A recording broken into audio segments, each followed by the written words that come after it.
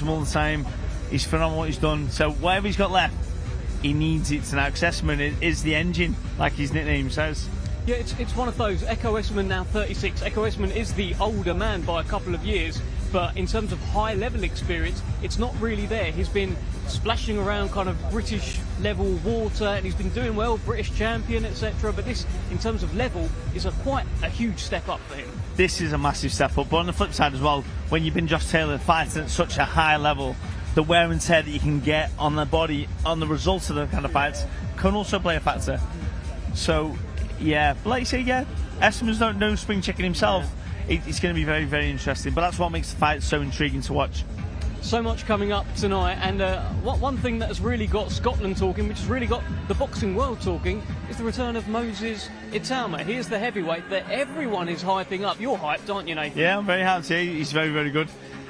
Like, when he first started, he was blowing people out within 30 seconds, very, very quickly. He's doing the job, and yeah, there's a lot of hype around him now. So much hype. I mean, I wonder what that's like for him, because he must scroll through his social media and say, okay, Lennox Lewis is saying something nice about me. Oh, look, there's someone else saying something nice. There's Tyson Fury saying something. Like, what must that be like to have all these legends saying he's the next one?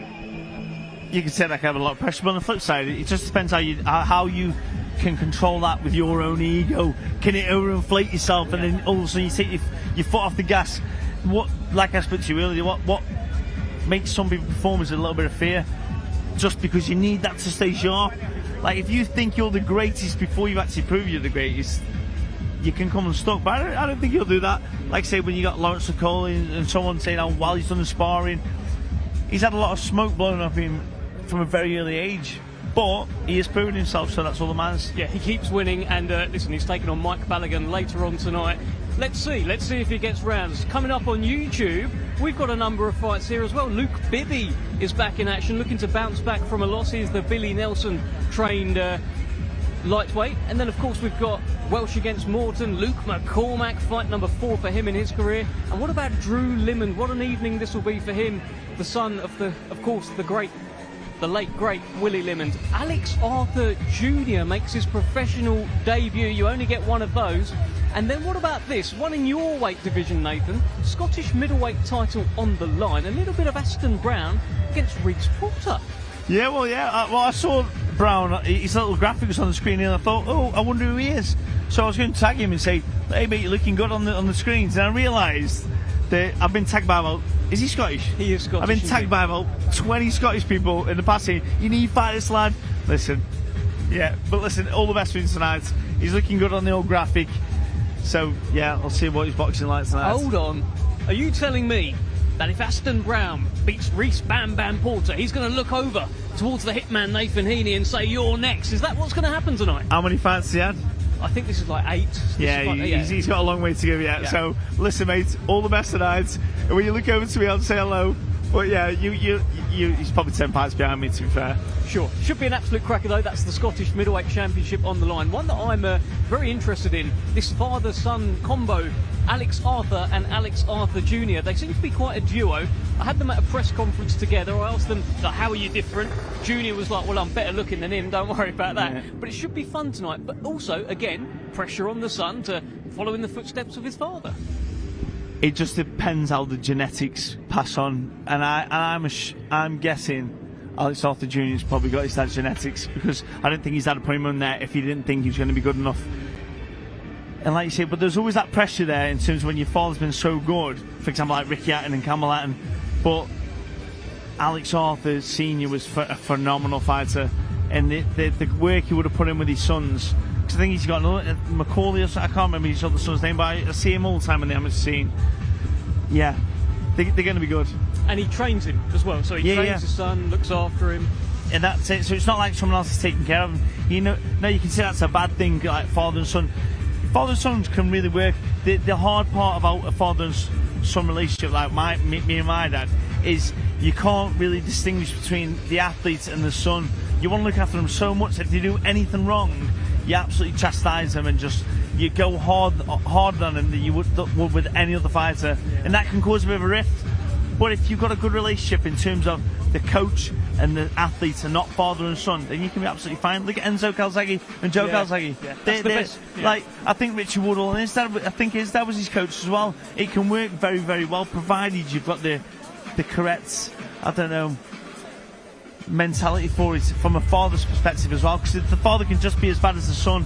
Yeah. Listen, the father-son theme kind of continues into Drew Limond. He's the son of the late, great Willie Limond, who tragically lost his life. This is fight number 4 for Drew Limond, and this will be quite new for him. It's the biggest stage so far, but his dad's not going to be there tonight. Yeah, well, we all know what sort of happened with my dad. Before my first ever title fight, 8 weeks before he died, so he wasn't with me in the most important fight of my career, but they are with you anyway. Like, whether they are or not, who knows? But in your heart, you believe that they are there. So he'll be sound. He'll do his father proud. He'll do himself proud. And yeah, this is the kind of stage you want to be at. Like in their own country, in a massive platform, on a massive stage, DAZN, Queensbury Promotions. This arena, everything's set for him to do well. Yeah, listen, you are the best possible person for me to ask about that, because I know what you've been through as well. Yeah, so that's very... Listen, it's like anything to know. Every successful person you've ever seen, trust me, they've had 1 or 2 really tragic events that have happened in their life, but it's how they get over them that makes them as a person. You can't succumb to it, because you'll go nowhere in your life. You just have to. You can get upset, you can be emotional, but you have to crack on. Yeah, 100%. And listen, when we talk about Lee McGregor against Nathaniel Collins, which is later on tonight, they're 2 fighters that have had hardship and have cracked on. Nathaniel Collins, around a year ago, was told that he will not be boxing again. He had an awful thing going on with his stomach. He was lying crying in a hospital bed, but he fought on, and he's here tonight. Yeah, well, what's happened with his stomach? He had like a torn abdomen, something terrible. Yeah, because again, going back to thinking like my daughter, it's not like the Sad Heaney show, but my daughter was diagnosed with ulcerative colitis, which is a lifelong autoimmune disease, and that's horrible in itself. So I was wondering if anything connects there, but yeah, Nathaniel Collins, again, I met his family. I think he boxed at the York Hall once, and I was down there. Yeah. And he's just a very, very, very good fighter. But so is Lee McGregor. Lee McGregor's fought at a very high level. Like, was he British and European, did you say? Yes, he has indeed. So, yeah, this is a step up for Collins. But I do believe, from what I've watched, the way he conducts himself in terms of his stature, the way he fights, he's a very solid man. Listen, I can't wait to find out. Nathan, do you want to watch some boxing? Yeah, let's watch some boxing. I want to watch some boxing. Would you like to watch some boxing? Should we head over to Thomas Triber? Let's first welcome to the ring, Samir Quintas.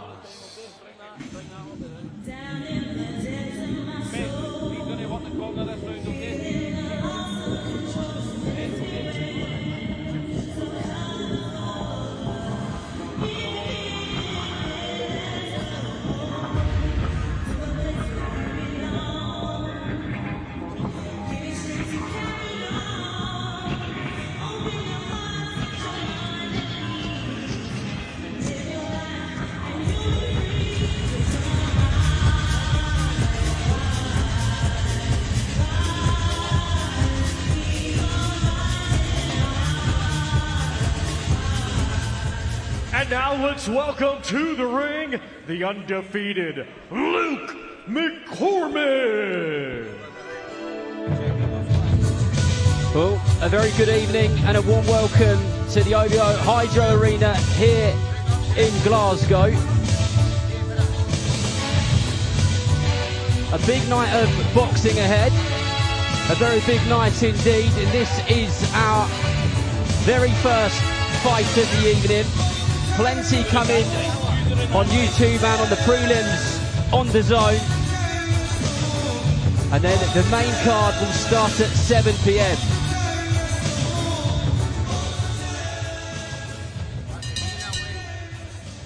Ladies and gentlemen, we get things started with 8 rounds scheduled in the super lightweight division.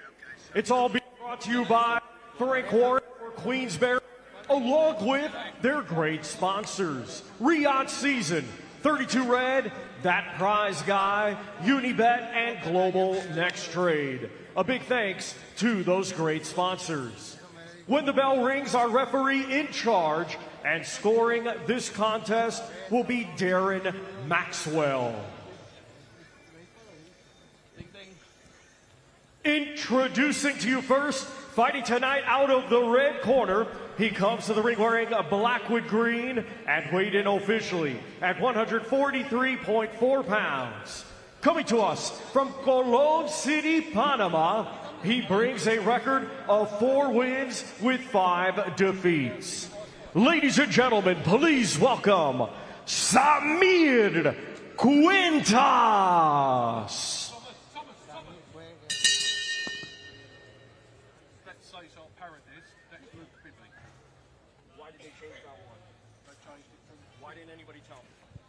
We have had a change, ladies and gentlemen. Our bout 1 has changed. I will now make the correction. Fucking nobody told me this.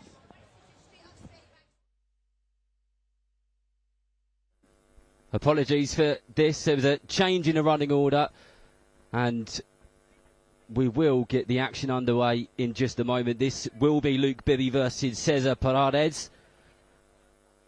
And Thomas Triber will continue with the correct fighters right now.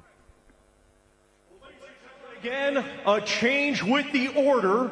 So I will now continue with my introductions.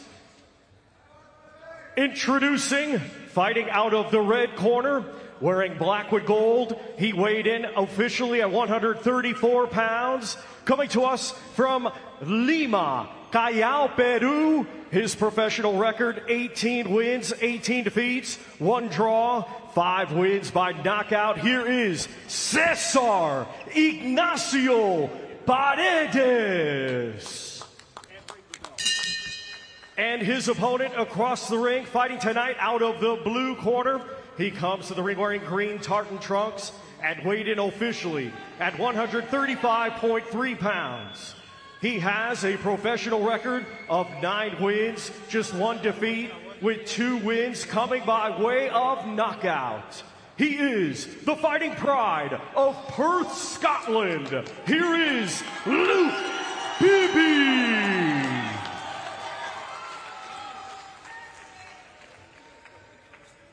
Right, lads, both know the rules. Let's keep it clean. Obey my commands at all times. Defend yourself at all times. Touch gloves. Let's go to town.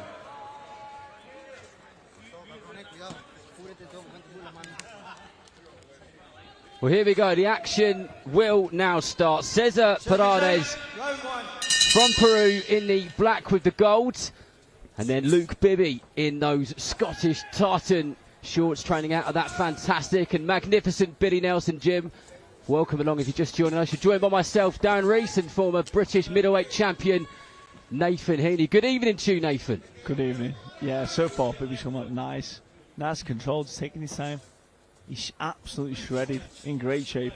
I was speaking to Michael McKinton just the other day, and he's been doing a bit of sparring with Luke Bibby in the Billy Nelson gym, and he said he's quick and he is sharp. He's definitely one to keep an eye on. And he's boxing well in that southpaw stance. Just trying to be the fighter on that front foot. Paredes, you never really know what type of him's going to turn up. When he boxed Royston Barney-Smith a couple of months ago, he was very negative, and then he boxed Charlie Senior, the Paris 2024 bronze medalist, a couple of weeks ago, and he was quite the opposite of the fighter. But Bibby doing a good job of being on the front foot and putting his shots together here. Been very composed. He's caught a nice little counter right hook earlier on, going for the body work there. Again, right hook there, that sort of counter. He's just, you can see he's just trying to squeeze a little bit closer. But like you say, he's got to be careful of the opponent coming back with a wild shot. He has. Paredes, 18 wins. He's stopped 5 people, so no, he's got the ability to do it. There are some heavy hands there. And the only people to stop him have been tough Central and South American fighters with unbeaten records and knockouts on them. So he's a tough man. What country is he from? He's from Peru. Peru.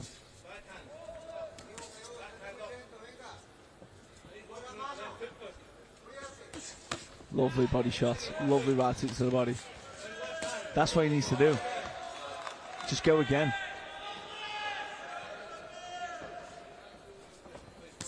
This is good educated pressure from Scotland's Luke Bibby, who's sold nearly 250 tickets. The Perth Army have come out and followed their man here to Glasgow.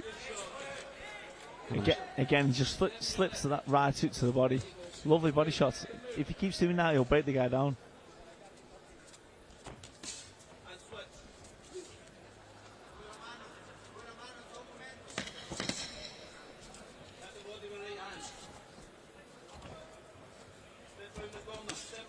Nice straight left hand there from Bibby.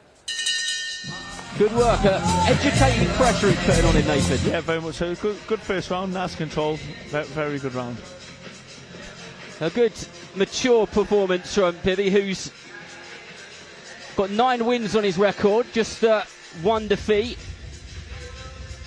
When I spoke to him this week in preparing for this fight, that loss, he really didn't feel like he did lose, and he is gunning to get back to winning ways, even though he felt like he'd done the job last time. But that Billy Nelson gym is really booming. Some fantastic fighters in there. Lewis Crocker, Richard Riakporhe, now up at heavyweight, and just bundles of talent. And successful people breed successful people, right? Absolutely. It just brings a little bit more out of you. When you're working with, like back in the day, when I used to be an amateur, I used to box at the Rotunda Amateur Boxing Club in Liverpool. I was sparring with Colin Smith, Rocky Fielding, week in, week out. You're just surrounded by good Can't fighters. get any better, can you? No.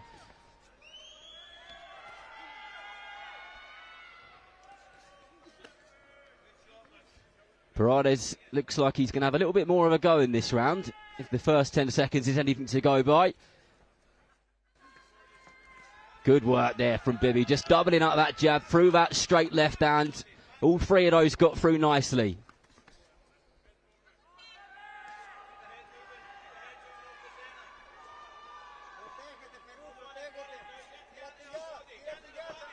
Bibby cutting the ring off well. Good jab from Paredes there. Paredes on that back foot, and I guess, Nathan, that's where Bibby needs to try and cut the ring off the best as he can and make it feel like a really small place, doesn't he? Well, exactly. That's where he just needs to squeeze him down, but like say, cut off the exits. If he does that, he can easily squeeze him down, easily, and then get the body shots in, because there's not too much coming back. Like then, if he slipped the right hook to the body there, he sets it up perfectly. Touch at the top, bring it down to the bottom. That jab is working beautifully for Bibby. He doubles it up well, trebles it up well, and everything comes off of it. Lovely body, lovely left hook to the body. Right, yeah, left hook to the body there.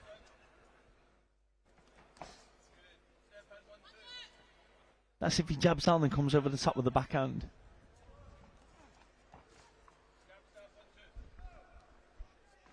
Just touch him and squeeze him down. That's it. Just touch, squeeze, and then let go.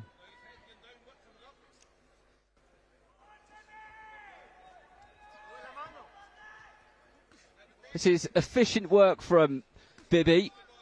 Not much has missed so far, has it? No. But there's not too many open gaps either from the opponents. He just needs to squeeze a little bit closer. But like when he gets them on the ropes, the hard part now is actually squeezing from A to B to get him so he's trapped. But once he's on the ropes, he needs to do something. But he is boxing well. Lovely left hook to the body.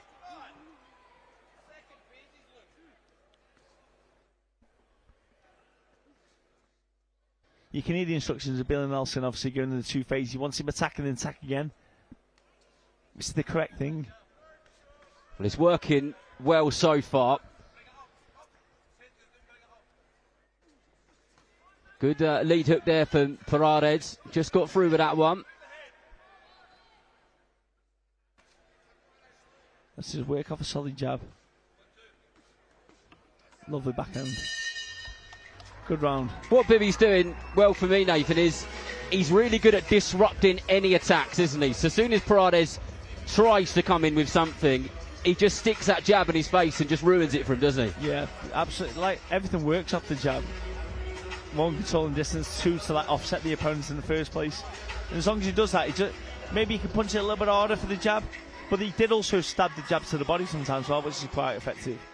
So if he keeps doing that, he should be okay. That's 2 rounds for him comfortably. Good work so far. Big evening tonight for all of the Scottish fighters and all the fighters in general on this card. Luke Bibby went over to Saudi not that long ago and experienced a bit of a Saudi fight week and did one of those midweek media workout fights, which he loved, and he just loves being under those bright lights, as he tells me, and throwing shots. And he starts this round in exactly the same way that he started the 2 previous rounds, on that front foot in that southpaw stance, stalking his man, putting the pressure on.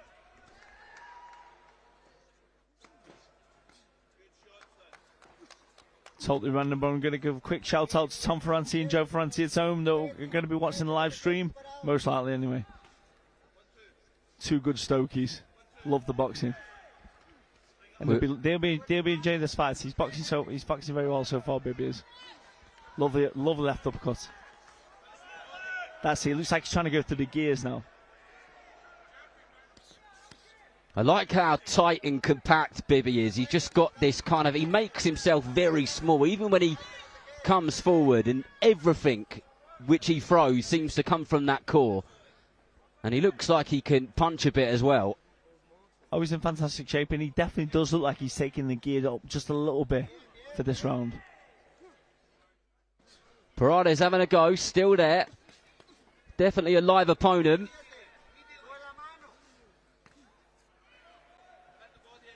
But these opponents are so tough. Even when you hit them with everything, they just don't move. It must be demoralising sometimes when you hit them with everything in the kitchen sink and they go nowhere.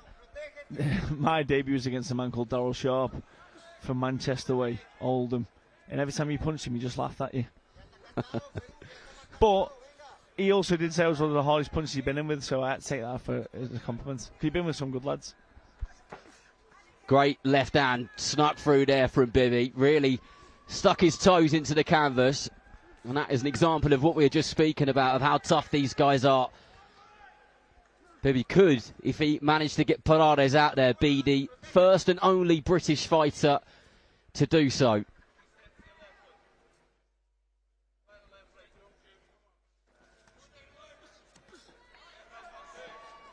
If he stabs the jab down as well to the body, I think Paredes will be open for that.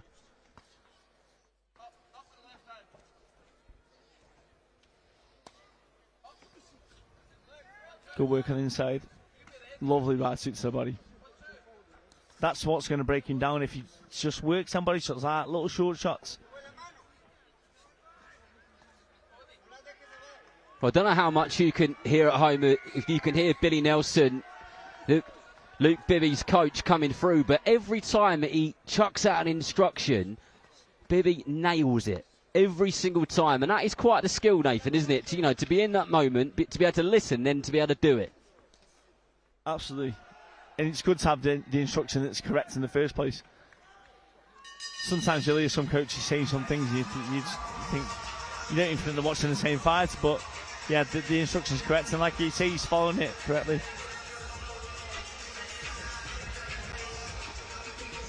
But this is what's coming up on the undercard. Some fantastic talent on there. Some names will stick out to you, like the likes of Luke McCormack. And another name there, Arthur Jr. Yes, that is the son of Alex Arthur Sr., one of the great Scottish fighters. We're really looking forward to all of those, and that one especially. Speaking to him this fight week, he is well and truly up for this and accomplished a lot in the amateurs. And he's not just here because of his name or who his dad is. He's here because he's a talented fighter and wants to make a mark on the sport. And great platform in his own country as well. Well, here we go in the fourth and final round in a fight which Luke Bibby has been accurate, efficient, good shot selection, and he's had a tough man in Cesar Paredes in front of him, who's still there, still having a go, still throwing shots, and like I said, he has stopped 5 people before. He's got to really go through the gears now, last round.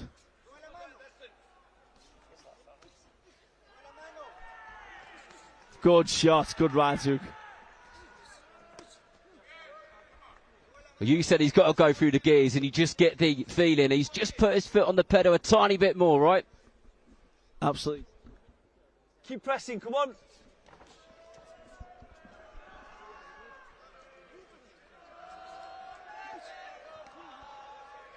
Paredes knows this is the final round, and he too is putting a little bit more into it.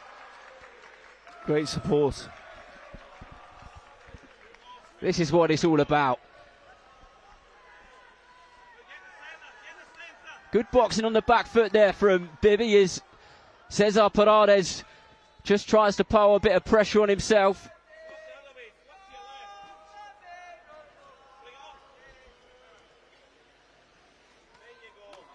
Nice and short on the inside there. Just do that again. When he does that, it looks really good. And that's what's going to cause the damage. That's it, jab down, lovely.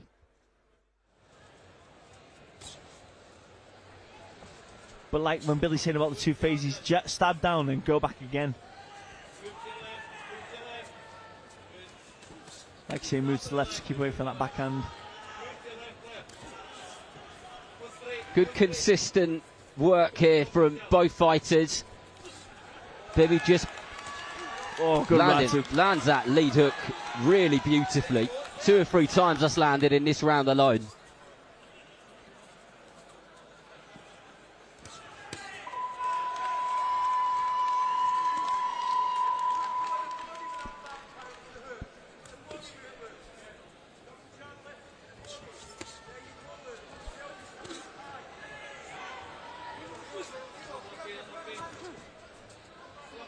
Paredes having a bit of success there. Little pockets of it. Good body shot there from Bibby. Rolled under that hook and chucked that lead hook into the side of Paredes.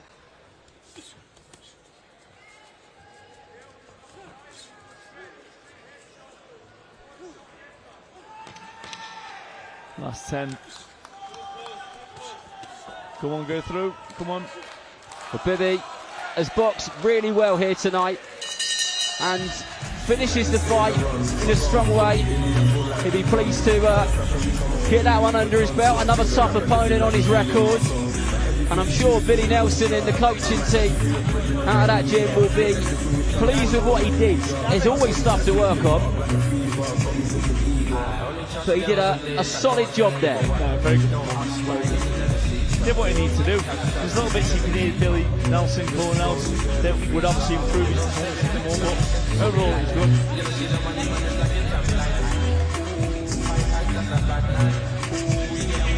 Well, we believe we know where this one is going. Thomas Schreiber just checking with the referee what the score is. Both fighters will make their way to the centre of the ring. And let's find out what the scores on the cards are.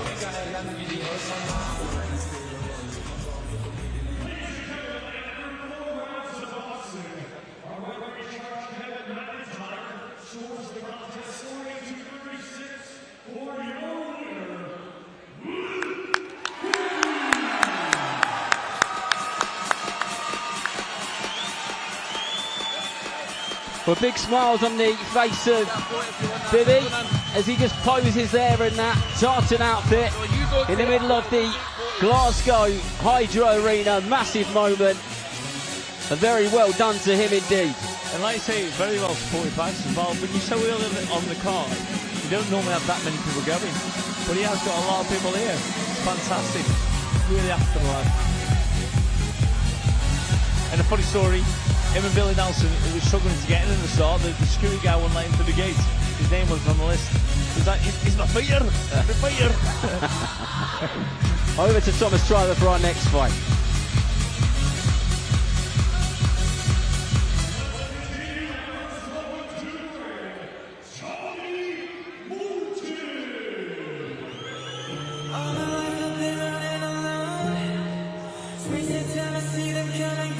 Well, making his way to the ring is away corner fighter Tony Morton, a familiar face on the small hall circuit when it comes to Scottish boxing, and tonight is without doubt the biggest card and event that he's boxed on.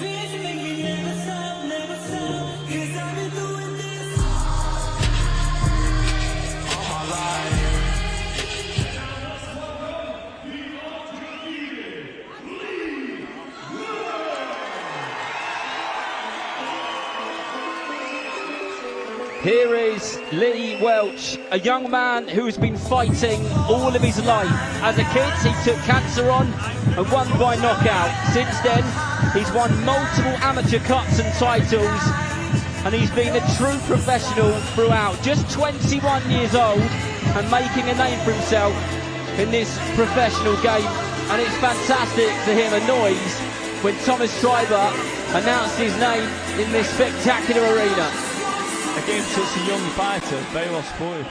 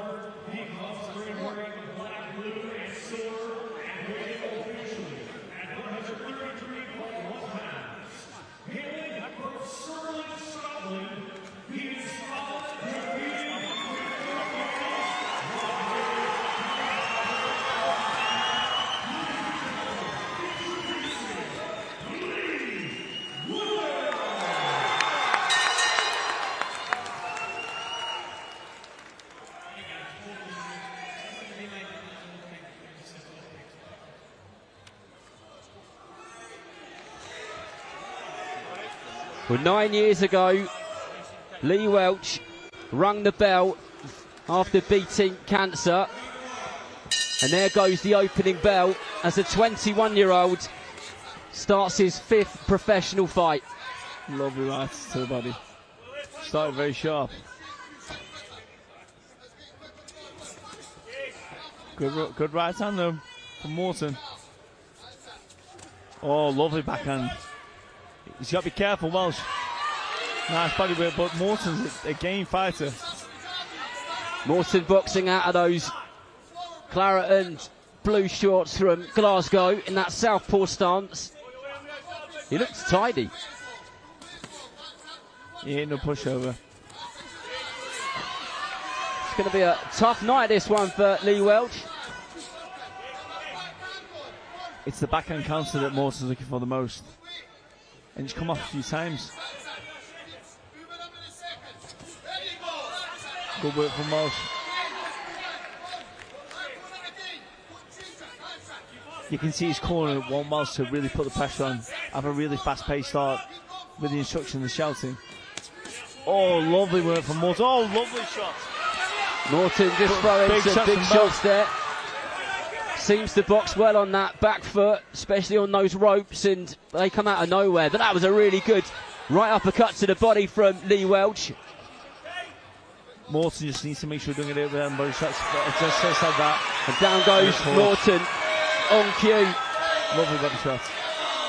Hitting straight under the elbow, and down he went, but he looks like he'll make it to his feet. Big deep breath through his nose, and the fight continues.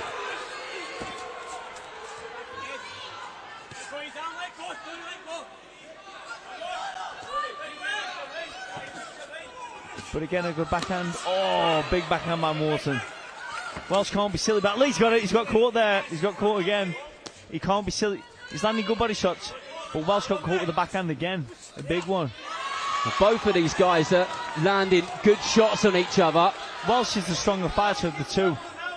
But when Welsh... Oh, and there it is again. Right hand straight under the left elbow, and he really sunk that one in.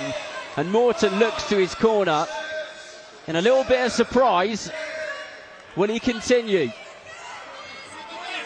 Is this now where Welsh needs to really put his foot on the gas, Nathan? Well, he's hitting twice the body, so he should do. Ooh, big shots. He's got him. That was a good right hand there from Welsh, and the referee has seen enough. That's the third time he's gone down, and the noise in here has just gone up another notch. But that was a great fight for him, because Morton is a good fighter himself. Like I say, he was catching with some counter backhands. He was slipping and catching with him, and he was getting caught with some shots on the way in. But he was the stronger fighter of the two, and that's what took over eventually. Good round. There's some accurate work there from Tony Morton, who looks really gutted and disappointed because he was being successful with some of his work, but he just couldn't quite take those body shots. And then when he was hurt, Welsh did the right thing and got the job done. Yeah, Morton performed well. Made a good fight.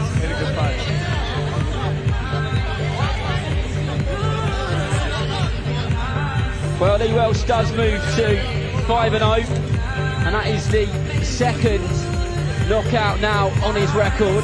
21 years old. Hopefully a very, very long career ahead for him.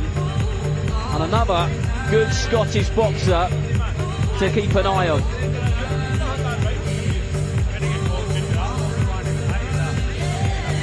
Tell you what, when you just hear this crowd, even though there's not loads of people in here, it sounds so good. So later on, it's going to be electric in here. Particularly with Collins and McGregor. Those two, electric. Well, over to Triver for the official time.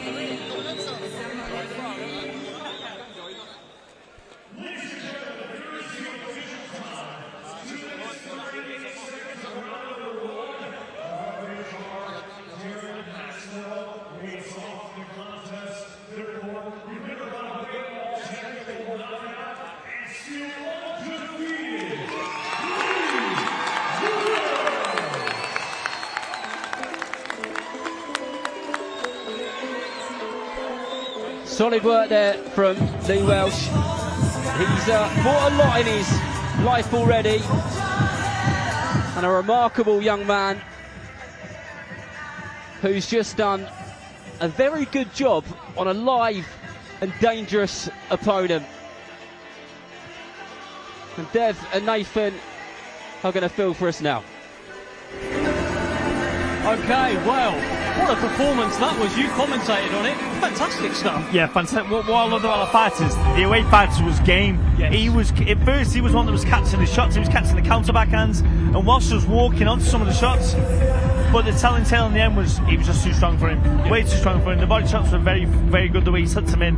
And yeah, very good for a 21-year-old. A very, very mature performance. That was very good. And what a great start to the show here in Glasgow. I mean, we've got so much coming up, of course, live on DAZN from 7 o'clock.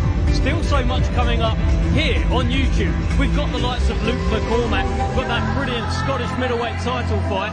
And one that I'm looking forward to, Alex Arthur Jr. We touched on it earlier. I bumped into him just as he was making his way, walking about. He said he's buzzing. He can't wait. Listen, you only get one professional debut, Nathan. He must be, he is buzzing, but do you remember yours?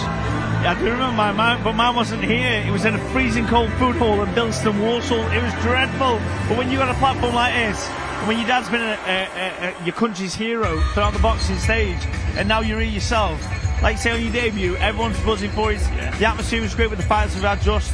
It's going to be electric. No, it absolutely is. And listen, in Josh Taylor, he is the man. He is the flag bearer of Scottish boxing. We know that. But it feels like on tonight's show, we will see the next one. Whether it's the winner of Lee McGregor against Nathaniel Collins, whether it's Alex Arthur Jr., Drew Limon. Somewhere in the mix tonight is the next one. At the end of the day, you've got a great mix of Scottish fighters, and regardless of whoever's going to take the mantle of being the top dog, they've got a great crop of fighters that are coming through, and obviously on the biggest platform, on DAZN, and they're all going to put a great show on. And what about you? What's going on, Nathan? When are we seeing the Hitman again? Well, I will say, listen, this facial hair that's coming, I was hopefully anticipating an end of June date, but I don't think that's going to happen, so I'm anticipating a little bit later. But either way, the facial hair, Frank, listen, I just want you to be able to tell me when I can get this moustache back, shave this off my chin, and get the fight in, because those Stokies, I was listening to this crowd, it makes it great, but when the Stokies are out, there is nothing like it. Nothing like it. It's spine tingling, and I cannot wait till we are back. I feel great. I'm training well. Steve's grafting me like always. And whenever Frank says we're ready and George says we're ready, I will be ready. Are you champing at the bit? Yeah, I am. Now I've been back here. And I stepped in the ring earlier. He said no shoes on, so I put my socks on instead. And I felt, I was like, I cannot wait to get back in here. This is what I love doing. And no one's going to love it more tonight, especially on the ring walk, than Josh Taylor. This place is going to be packed out. They're turning up for him. Listen, you've had experience that as well, where all the fans turn up for you. What do you think is going to go through his head tonight? He will just want to make sure that he does the best he possibly can and not let anyone down. I think that's the thing with me. You feel like it's not yourself that you're laying down, although you are if you lose. You feel like you're letting everyone else down. But the difference is, like my guys, they support me and love me no matter what I do. As long as I put my all in, that's all that people are bothered about. So if Josh Taylor puts his all in tonight, it doesn't really matter. Like we've seen him, he's obviously been on the end of a decision of not going his way with Castle and so on. But it's how you come back from it and how you develop as a fighter. Shall we carry on watching some boxing, Nathan? Do you fancy that? We certainly should. I think we should just carry on, yeah. Let's head over to Thomas Triber.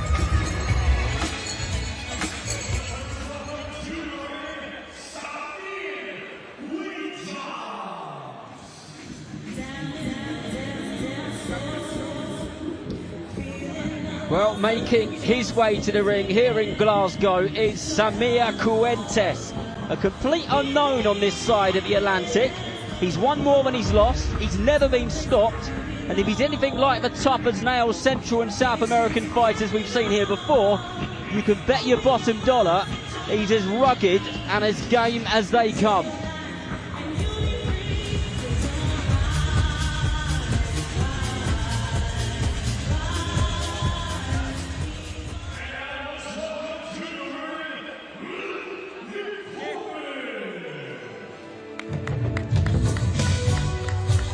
Well, here comes Luke McCormack, one half of Britain's formidable fighting twins, a decorated amateur turned sharp and savvy pro.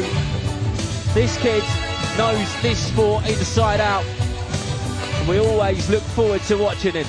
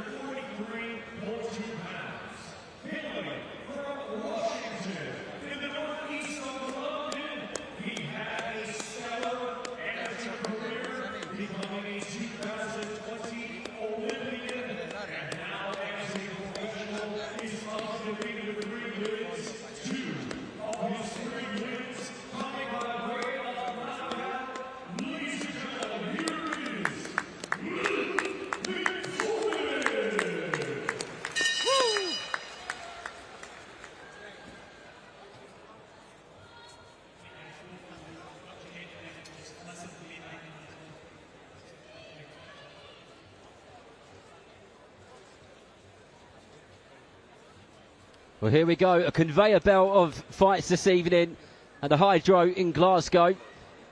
Fight number 3 of the evening. 11 in total on the whole fight card. The McCormack brothers are very good. And what I'll say is when you look at them, they just look naturally rock hard. If I saw them in an alleyway, I'd be turning around. You do a 180.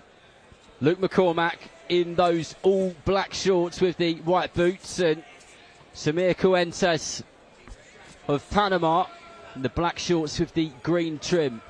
And McCormack doing a good job of being on that front foot and just taking over the centre of that ring and showing, or trying to show Cuentes who the boss is. He's quite wiry himself though, his opponent.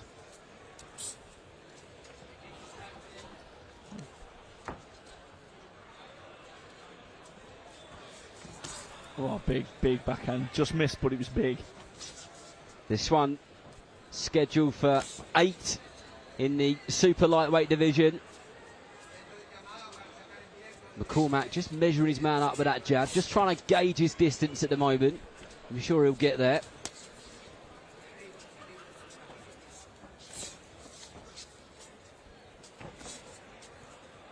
Working his job well. Straight down as well, nice. He's trying to change the angles with it, good. Backhand as well.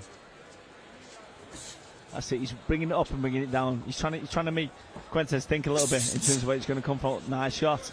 He got through with a couple there, did McCormack. He's just slowly squeezing him down now. It's good, he's breaking him down. Cuentes looks a little bit unorthodox. Oh, massively.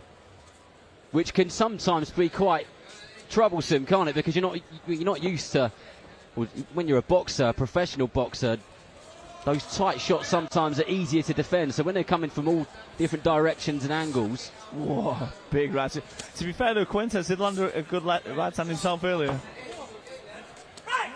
McCormack is committing to big shots, so if he catches him, they will hurt.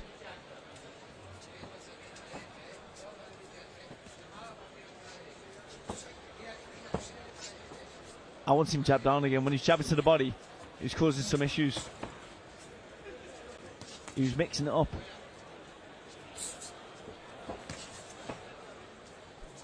Very relaxed this is That's it. from See, McCormack. as soon as he jabbed down, the guy nearly folded off then when he jabbed into the body. Jab him down again. Nice right hand there from McCormack. Just big right hook on the inside. Just struggling to keep his man in the same place for enough time, but he's cutting the ring off well here. Good first round. What's McCormack doing well? Well, I thought he's obviously squeezed him down, he's controlling him with the jab. I thought it was better when he was throwing the jab to the body and mixing it up, because it's making Cuentes second guess where he's going to come from. When he was a bit one-dimensional with just a single jab to the top, it wasn't that effective, but then when he did bring the right hand in the right hook, it was good, and he's committed 2 or 3 times with really big power shots that just missed. Once they landed, they will cause some damage. So, but yeah, good first round. And Samir Cuentes, he's got these long, rangy arms, and he tends to throw those shots from quite a distance. Like we said, they are a bit unorthodox, but they do come from quite a distance, and I guess that's where McCormack just needs to have his wits about him. But look, listen, when you've had the amateur career which he has, you've fought almost every style in the world, haven't you? Well, exactly, yeah. So, but that's just where he should squeeze down with the feet and cut off all the escape angles. Which I think he will.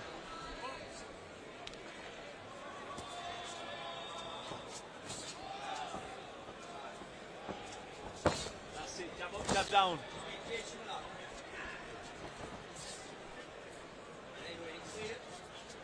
McCormack looks like he's just got that distance nicely sorted now.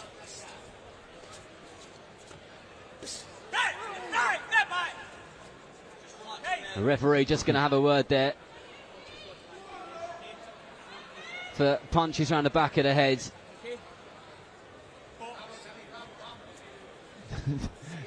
They're just all lads.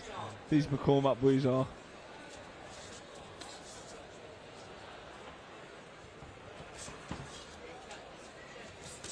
But Quentin is being effective in avoiding the danger at this moment in time. That's his whole plan.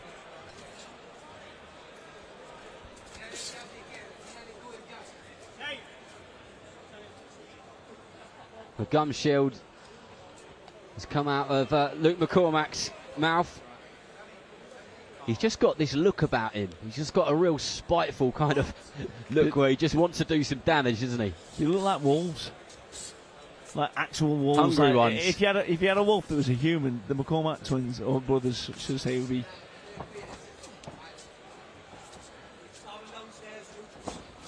That's it. Jab up, jab down, that's the one. But then bring a backhand in over the top afterwards. Jab up, jab down, right hook to the head. He'll have him.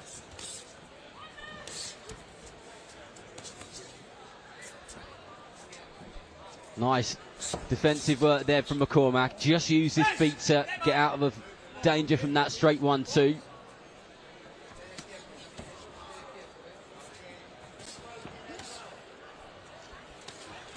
Just starting to get the sense that McCormack is just starting to suss his man out a bit here. He's landing a little bit more as the seconds go by. But Quintus is actually being very awkward. And he is messing it up a little bit. Like when they're inside now, just holding, tying up. Little tricks, isn't it? He was just holding McCormack's left hand there on the blind side of the referee. Well, big left hook there. When Quintus went for the right uppercut there, big left hook. It's easy watching from the outside. Oh, big right hook. Good lad.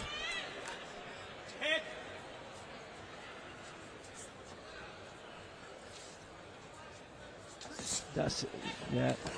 Jab on the right left hook that he was doing there.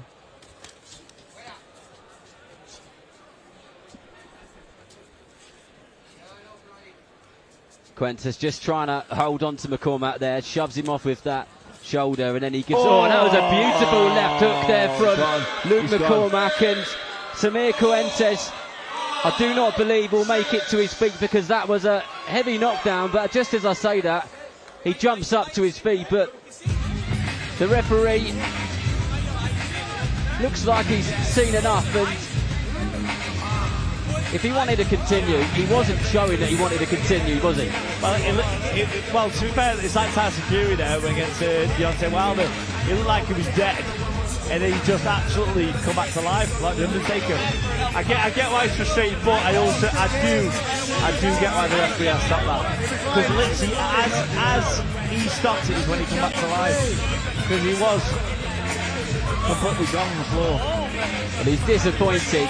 Yeah, he's disappointed, but to be fair, I think the referee's gutted himself. Because literally, the moment he stopped it was when he come back to life. The thing is, he was in the centre of the ring with his arms flat to the side, and he looked like he was gone. That wasn't the ref call at all. The referee made the right call there. For that split second he made the call was when he come back to life, so just bad timing. Well, fight number 4 for Luke McCormack, win number 4 for Luke McCormack. That Ben Davison gym is really firing on all cylinders. Some fantastic talent. When you just look at around Britain, the future is bright because there are some extremely good young fighters on their way up, and Luke McCormack is most certainly one of them.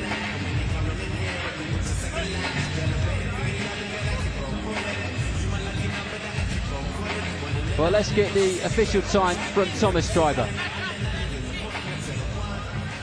Ladies and gentlemen, here is the official time. 2 minutes 51 seconds of round number 2.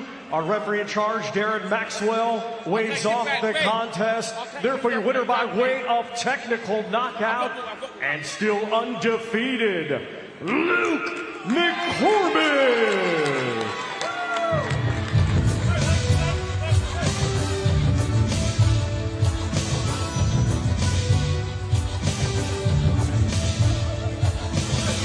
But only one fighter left in the ring there, because Quintus was furious that the referee had stopped that fight.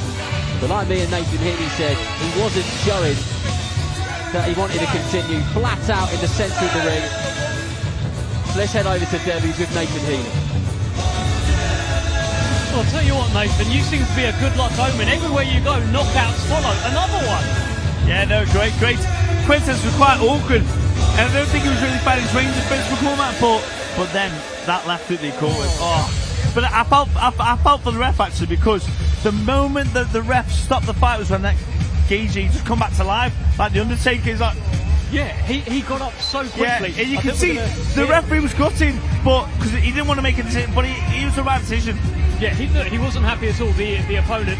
He got up, as you said, like the Undertaker, and then he's still protesting, he's left the ring, he stormed to the back. Normally they stand together at the end where the MC announces it, but he's gone. Yeah, he make no mistake, he was flat on his back. I thought he is completely poleaxed. But then his recovery ability was fantastic. But when the referee's looking at a fight like that, flat on his back, that's why you have to give credit to when he had like Deontay Wilder versus Fury. Most referees could have just said, "Whoa, that ain't happening." Like you say, Fury's like the Undertaker come back to life. So that was the best performance ever from a referee in that one. But the referee was fine there. Yeah, listen, I love that we're like 3 fights in. You're already likening things to Fury Wilder, one of the great heavyweight fights. Tell me this though, Luke McCormack, that's his 4th fight now. Yeah. He's got all that amateur pedigree. We're going to actually bring him in now and have a quick chat with him. Come on, Luke. Come on, Luke. Well done.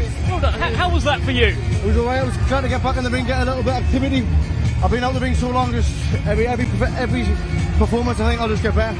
Are you happy with it? I mean, you landed that punch and that was it, really. Well, Ben was just saying, keep calm, keep working your job, don't look for the big shots and they'll come. And I come, so I'm buzzing. What did you make of your opponent? He seemed to shoot up. He said it was like Tyson Fury or like the Undertaker. Quite awkward, but I don't think he wanted to get up, to be honest. I think I don't think he wanted to get up. I don't think maybe that's it too late. I don't think he didn't want to get up. He was completely out. For the first 4 seconds, he was completely out. And then all of a sudden, he woke up and he come back to life. But yeah, great shot. I would like to see him get back up, have a few more, but it is what it is. What do you want to do now? You've got all this brilliant amateur pedigree. That was fight number 4 as a pro. You look to have all the talent in the world. What's going on? When are we going to see you next? Make up for lost time, get me experience up, and get in for the big fights. So this super lightweight division is very good. Maybe next year, start next year, maybe start challenging for some titles. Time for Luke McCormack to take over. Yeah, forget about Pat. Were you impressed tonight, Nathan? Yeah, very good. Like I said, the opponent's very awkward, to be fair, the way he's moving, trying to be there with his shots, but yeah, performed really well. Yeah. Good start for the gym tonight as well. Obviously, you've got Moses fighting, Aloy's fighting as well. Are you expecting those guys to come through? Yeah, I think all the full gym will have 3 and 3. 3 knockouts, hopefully. Congratulations, Luke. Done it, spot on, man. Well, that is Luke McCormack. Brilliant knockout tonight. I mean, that was absolutely fantastic. And yeah, listen, this 140-pound division is so good right now. It'd be good to see him get in the mix next year. Yeah, absolutely. Yeah. This year. Like he boxed really well. He just looks angry, to be fair. He looks like he just wants to have a fight then, to be fair. He's just an angry lad, isn't he? But like, he got his frustration out there, not the lad out. That's all you can ask for. And listen, here, that's a winning start for the Ben Davison kind of camp. So that's 1 of 3. They have Moses coming up. Moses very much expected to win tonight against Mike Ballaghan. It'd be a huge upset if he slips up here. But the more of a 50-50 fight is Alois Jr. against David Jameson. Now Alois has looked the part, but this is a step up in level now. Yeah, but I've seen the build up in terms of the media work and stuff that he's done. He's been very vocal. So he's got to put the performance on, because when you open your mouth in boxing, you have to back up or you look very silly. But I think he will back up. So he's a dangerous, explosive fighter, and Ben Davison obviously refining little things in him here and there. Should be good. What will be going through the mind of David Jameson? I haven't been involved in too many of his fights, but this week he has had Alois Jr., who is 12 years younger than him, saying, I'm going to F this guy up, I'm going to do this, I'm going to do that. They've walked past each other in car parks, Alois just shouting stuff out, I'm going to do this, I'm going to do that. David Jameson's been like, just calm yourself down, like this, keep it respectful. What do you think's going through his head? I'm not too sure, but from my perspective, when you used to be an amateur or when you think people are really against you, you got no chance, that sort of puts a little bit of a fire in. You want to prove people wrong, you want to shut the guy up. Like, even like when people fight me in front of thousands of people, they want to quieten the crowd. Although my crowd are always loud, no matter what happens. But can't quieten your crowd. You can't quieten them. But yeah, he'll want to prove it. He'll want to prove Alois wrong, but which is very tough for him. I love it. It's a fascinating fight, and yeah, with Alois Jr. He's 22 years old. I like it when fighters do have a bit of beef, as you well know, as so many press conferences I've done with you where I've tried to extract something from you, Nathan. I like it when they do it, but you know, he's got to deliver though. Yeah, absolutely. It's one of them. It's either in some people's personalities or it's not. Like me, I'm very boring, to be fair, very boring. But it does have a little bit of flavour to it. But it just makes the fall from grace much harder when you are opening your mouth. Look at Ben Whittaker, for example. The way he speaks in the PR world and so on. When he actually met his match, granted he beat Cameron in the rematch, but you just see everyone wants you to lose. Now, that's why they do it in the first place, because everyone's watching you to win or lose. They aren't really bothered. But when you do lose, they come at you hard. So you live by the sword, you die by the sword. So you have to be very careful with your words. But yeah, Alois, he's opened the gauntlets. He lives by the sword, so I'm sure he's ready to die by it. But I'm sure he'll get a few guys in the meantime. Well, that of course is coming up later on DAZN. We're live from 7 o'clock. This is the YouTube portion, and we still got fights coming up for you. We've still got 3 more fights. How about Drew Limond? He's back, fight number 4 for the son of the late Willie Limond. And then Alex Arthur Jr. makes his professional debut. Alex Arthur will be there in his corner, willing him to victory. He takes on perhaps the greatest nickname in boxing. Sorry, Nathan, but this guy, the Camden caretaker, Robbie Chapman. That's a good one, isn't it? It's good. It's good. Yeah, it's pretty good. Robbie Chapman's a good fighter as well. He's a good fighter. Very game. Yeah, he is a good fighter. And then, of course, 2 brilliant, unbeaten Glasgow middleweights, an all-Scottish tear-up. Love that fight between Reese Bam Bam Porter and Aston Brown. Now, tell me this. Let's talk about that fight a little bit. Aston Brown, he is the guy who's got amateur pedigree, formerly part of Team GB, did so much, lost his way, became addicted to whatever he became addicted to, lost his way, he's now back. But is his amateur pedigree going to be a bit of a factor tonight against young Reese Bam Bam Porter? Well, experience is always going to work in your favour. It's got to, because what's the point in doing all them years, all that graft, when let's say mixed on the GB scene? I mean, I haven't seen him box, so I don't know what he's like, but it'll only put you in good stead. If you've got a person who's got no experience versus a person who's had a lot of experience, most of the time the person who's got that experience is going to have that edge in terms of the person who hasn't got it. They've both made it very clear, by the way. I don't know if you saw any of the press conference. I'm going to knock you out. No, I'm going to knock you out. I'm going to do this to you. No, I'm going to do this to you. So the build-up's been very good. Both undefeated. Both undefeated. Yeah, so that's a great Scottish. Both Scots. Both Scots, both Glaswegians. Yeah, so that's a great setup to the main card that's coming up. So, yeah, it'd be interesting to see how, because we all have these visions that we're going to do this, we're going to do that, and then whatever reality happens. And it might not always go the way you expect it to, as in my case as well. It's very... No, you can look, it happens. Sports. But it's boxing. It's a very unforgiving sport. Yes. Make one mistake and you will pay the price for it. But that's what makes it such a great sport as well. 100%. And listen, the man who will be looking to not make any mistakes tonight is Reese Lynch. It's his professional debut. He's going to feature at some point over the course of the evening. I believe he's floating, but it's a Commonwealth gold medalist, so he comes with a lot of fanfare. A lot of people in here are going to absolutely love him. Big night for Reese Lynch. Yeah, massive. The thing, if people don't know what a floater is at home, a floater is essentially a fighter that can fight at any point in the card. If there's a big gap in between, they will fill that space, they will float into that space. But the only frustrating thing about that is you never know when you're going to fight. You can literally get ready in 10 minutes. So you get ready. I've done it once before. Right. And then they're like, no, you're not fighting. No, you're not fighting. Then you get ready again. You can get ready 4 or 5 times and you just don't fight. And sometimes you can fight after the main event is finished. So it's a very, very tough place to be mentally. But you've also got a chance to fight on the big stage. My first ever fight on TV was a floating fight, and I got a great spot against Tete, I can't remember who he was against, but yeah, it was really, really good. Okay, well listen, it's all really good, and this is going to be really good. Let's head back to Thomas Triber, and let's get our next fight going. Let's welcome to the ring Ezekiel Gregores.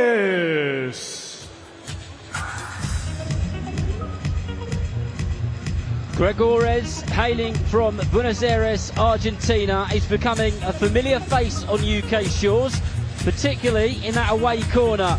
He's earned a reputation as a tricky customer, something that John Isaacs found out on a recent Queensbury undercard in Bournemouth when he had to climb off the canvas to beat him. He makes it a difficult night at the office for anyone in the opposite corner. And now corner. let's welcome to the ring the undefeated Drew White Sugar Limond. And here is Drew Limond, aka White Sugar, the son of the great and late Scottish boxer Willie Limond, who so sadly passed away last year. Drew is a seriously talented young man who represented Scotland in major amateur tournaments around the world, and he's got that energy that when you're with him or when you speak to him, you can't help but soak it up. Ladies and gentlemen, this bout is scheduled for 4 rounds in the super welterweight division.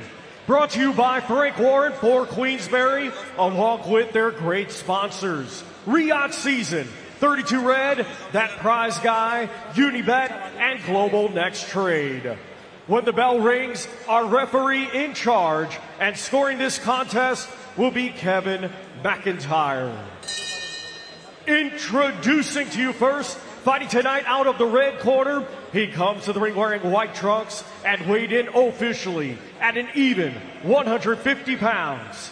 Coming to us from Buenos Aires, Argentina, he is a veteran of 25 professional bouts. Ladies and gentlemen, please welcome Ezekiel Gregores.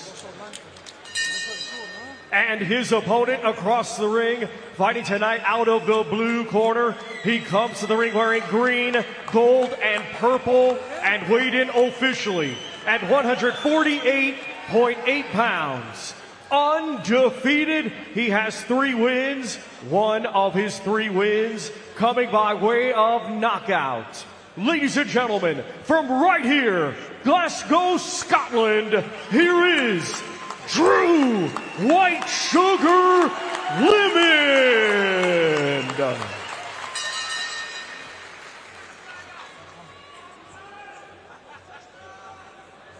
Right, lads, you both know the rules. I want a clean contest. Obey my commands at all time. Defend yourselves at all time. Touch gloves, let's go to town. Well, here we go. The action continues at the Hydro Arena here in Glasgow. Drew Limond in the green, gold and purple shorts. And Gregores in the white. Yeah, 19 years of age. You can see he's got a baby face. He's only a young lad, but to be honest, at this age, but he's got the genetics. He's coming from his father's a great fighter. Drew, the son of the great late Willie Limond, who was a great Scottish fighter. Fighting is in the blood, it's in the family, it is the family business. And good work off that jab there from Limond. I like how he's slipping off the angle to bring the shot up as well.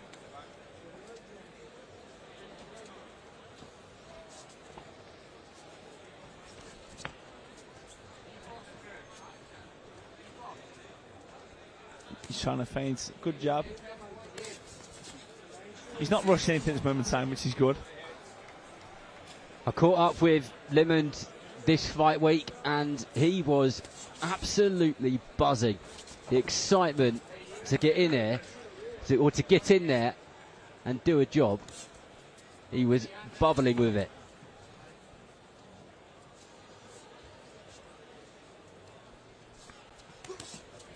Nice 1-2 there from Limond.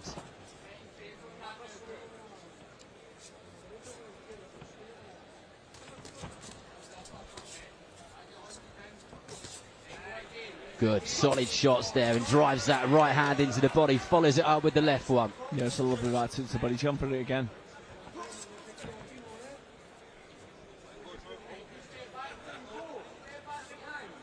No working in between there. The lads aren't really working inside. But at least he's not wasting energy either by trying to wrestle. Gregores always looks utterly relaxed, and then he springing. He's just springing in with a shot. He catches opponents out of the blue, and as I said in the ring walk, John Isaacs found out that shot come out of nowhere, and Isaacs found himself on the canvas thinking, how did I get down here? But he did come back to get the win. Big wild shot by Gregores there, which could be dangerous. Luckily, well, not luckily, Lemon moved out of the way, which is good. Good jab. There's just not a lot of work in between. That's better. Good stabbing down there. That preoccupy lovely again.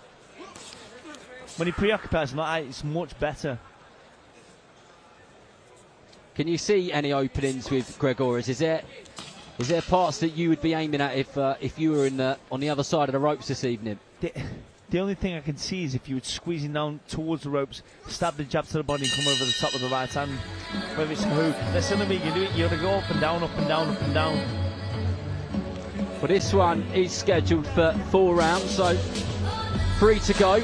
Still plenty of time for him to get that good work in, get that solid work in. But from what you were saying, Nathan, he's just about doing a little bit more in between those pockets of success. Like he throws those shots to the body well, he throws that jab well, that 1-2 solid when it comes through. But for you, is there too big a gap in between those bits of work? Yeah, there's a lot of inactivity in between. That's the only bit because these guys, particularly these kind of opponents, they know exactly how to not get hit. So if you're not hitting as well, it just makes their job so much easier. You got to make them work. It's an art, isn't it? Yeah, you got to make them work.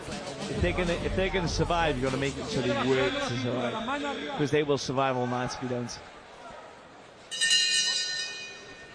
Well, straight out on the front foot in that orthodox stance, Drew Limond. Good feint there, followed up with that sharp jab of his, and then winds that right uppercut, which lands straight in the middle of the gloves. Lovely Ratu. Good work there from Limond. And going back to your point about surviving, Gregores straight getting hold of Limond because he'd been caught with a couple of shots, and he'll be a master. He'll be a master at that kind of stuff.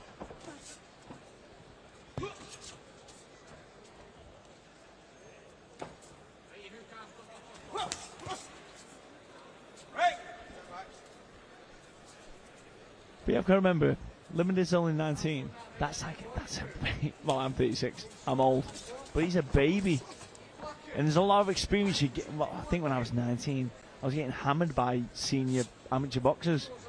So he's in here on the big stage at 19. Yeah, it's got to be tough to kind of keep everything in control, hasn't it, and give a mature performance, which he's doing so far. He's doing very well, yeah. Very well by Gregores there, but Limond didn't get caught, which is good. So you've got to love some of these away corner fighters. Gregores tried his luck with that one for a wild right hook, and then knew he missed and just kind of smiled at his corner. Bit more pressure there. Nice right hook he threw. Didn't really land, but it was enough to cause at least the opponent to think. Good jab, good right hook to the body. Again, that's it. He's breaking down a little bit more now. That's good. Like I say, when they just turn the screw a little bit, open up a little bit more, that's what puts the pressure on the fight in the first place.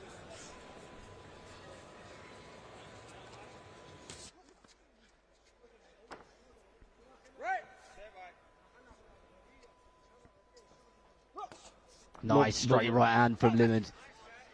Really digs his toes into the canvas when he throws some of them, and they're spiteful and unforgiving. That's it, nice. There was a nice feint that he caused the opponent to flinch, but that's when he knows he's got him. When he's flinching, he can work with that. He feints really well, does Limond. He kind of feints like he's just going to throw something off of an angle.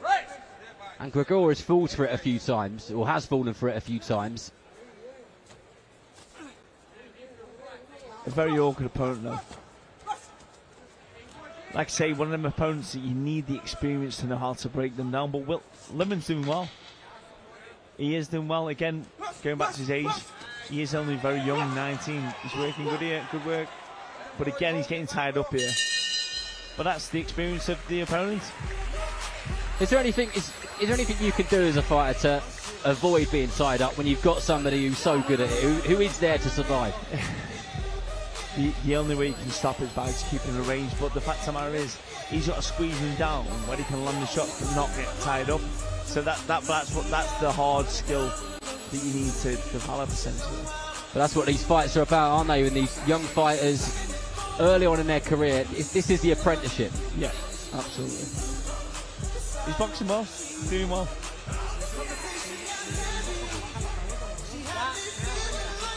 Be interested to see what his corner's saying.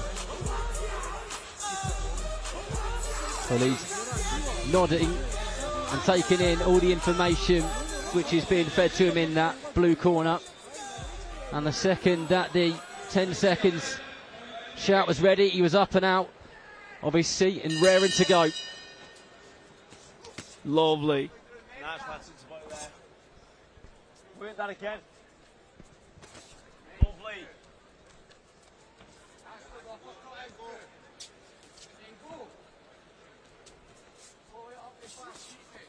See, jab up and jab down. He's coming with the right hook there. The opponent shook his head, which makes you think that it probably hurt him a little bit more than... Yeah, 9 times out of 10, when a fighter pretends it didn't hurt him, it probably did. Yeah. You know better than I do. Lovely right hook. He's working better now, but he's definitely upped it a little bit. Nice right uppercut there from Limond. Yeah, good variation. He's bringing the right uppercut and bringing the right lovely left hook to the body. The variation is much better this round. Much better round. Lovely. Oh, solid right hand there from Gregori's got through, and he is swinging wildly. But the advantage of that is Gregorius is then working himself and getting tired by throwing the shot. So the more that Limond can do that and bring him out, the more he's going to fatigue him and hopefully catch him with a shot. But a good right to go there from Gregorius. It's all good. Lovely. Oh, lovely lead hook there from Limond. Much better. This is a much better round, much more controlled. He's really putting the pressure on him. This is hard for Gregorius, you can see it. It is, and he still remains smiling, which may be a bit of a defence mechanism, a mental one. But like I said, but the beneficial thing is he is actually working himself now, which is good because he's getting tired. If he's just standing back doing nothing, just covering up, that's sort of... The only thing Limond can do is punch his arms, which is probably a good thing to do, is to punch his arms, but still.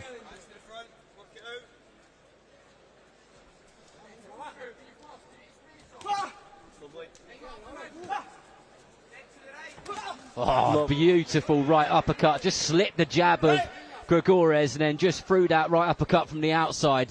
That was textbook stuff. Good backhand from Gregorius. But this is a perfect fight for him because... oh, good left hand as well. Because it's not all Limond's way. So this is a good learning fight. When we go back to the experience as well, this is like you said, the apprenticeship, this is where he's gaining this experience now. But he's still boxing well. Does he get the control back again? Yeah, he's done plenty well, that's for sure. Jab up, jab down, right hook to the head.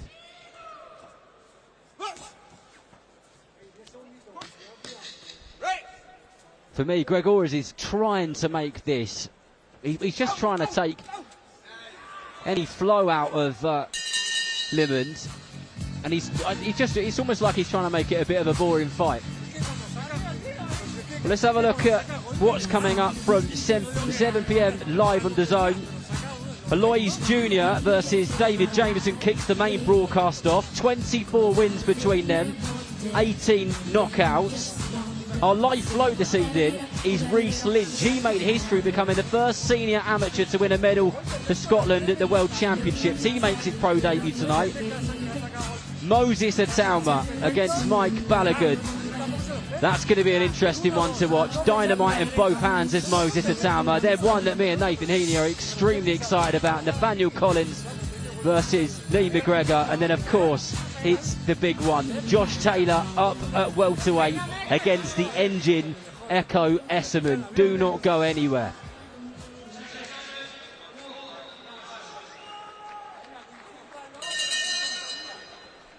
I just want to see Lemon go through the gears now. Last round, let's go, son.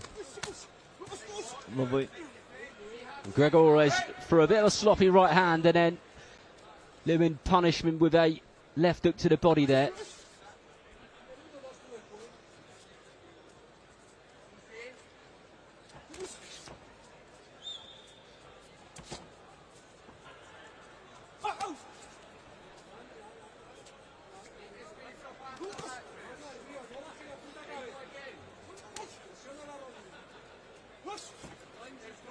I'm a big fan of the way that Lemon throws those uppercuts from those angles. This is good work, educated pressure.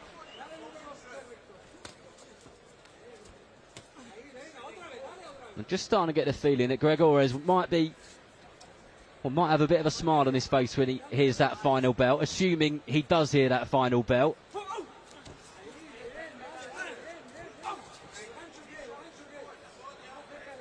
But some of those shots, Nathan, they're wild, aren't they? Yeah, what, from Gregores? Yeah. Yeah, absolutely. Yeah. He just... It's hard to read an opponent that doesn't really know what he's going to do himself. That is such a good line. I've never heard anything like that. That's a great line. But that's how you read fighters. You read them because they usually have certain tells that they're doing. They have certain patterns. But some fighters, there is no pattern, no rhyme, no reason to whatever they're doing. So they're very hard to read because, like I say, they don't know what they're doing themselves. But yeah, he's tough lad, tough lad. Ooh, good left hook. Lemon's got to work a little bit more now. Oh, he got caught with a right hand, one of those wild ones from Gregores. Yeah, so far, Gregores is winning this round. Good jab, good backhand. That's what he needs to do, get straight back on the jab. Good try with the right, slip right uppercuts. Gregores looked at his corner a moment ago, took some information in, nodded with a smile. We're going to the last 40 seconds of this fourth and final round.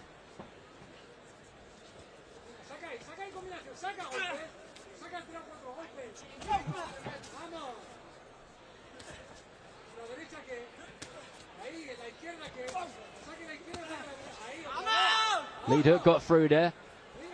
Gregores, he's up for it. I like it, let go. I like it. I like it for both of them though. Both beating the chest. I don't think they can understand a word which each other's saying, but yeah, but we know the fight game, mate. We know what we want to scrap. Go on, Lemon, let go. A good end to this fight from both of them. Good slip. Yeah, good performance. That was good. Had a bit of everything, that did.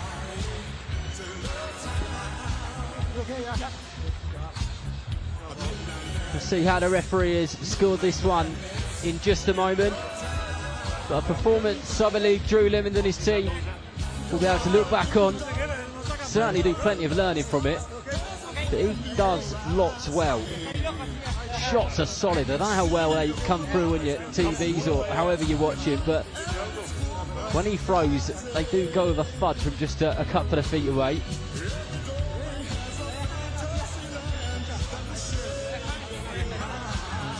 Well, Thomas Triver is posed and ready, so let's hear from him now.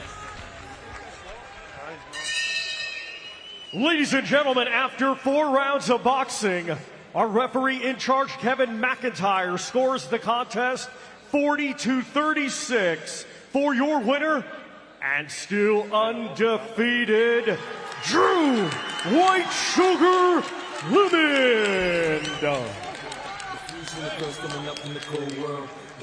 Well, very well done to Drew Lemon, but hats off to Gregores of Argentina. He's a fantastic away corner fighter.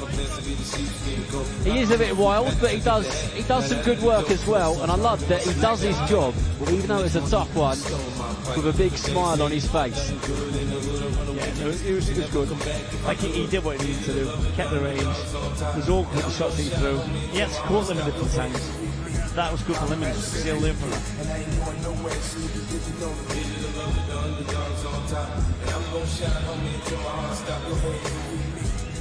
Well, our next fight will be on the way in just a moment. Had a couple of knockouts this evening already. And this is what's yet to come. Alex Arthur Jr. in against the Camden caretaker, Robbie Chapman. That is a man who's buzzing on life. I was checking into the fight-week hotel at the same time as him. He's got a great character about him, and he's a good fighter as well. You seen him, Nathan? Yeah, he's very good. Like, his game is anything as well. Like, if you're not on it, he can beat you. He's beating some good lads. So he's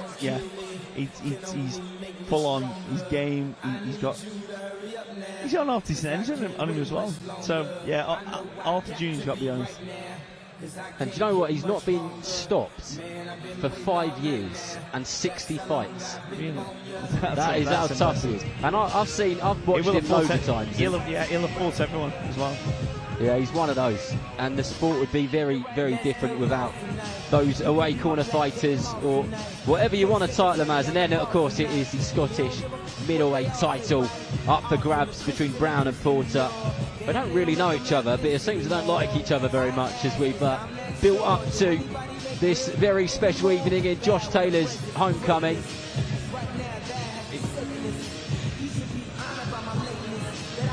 And then from 7 p.m, just a reminder of what is to come. Alois Jr. versus David Jameson. It's been a bit of friendly banter between those two.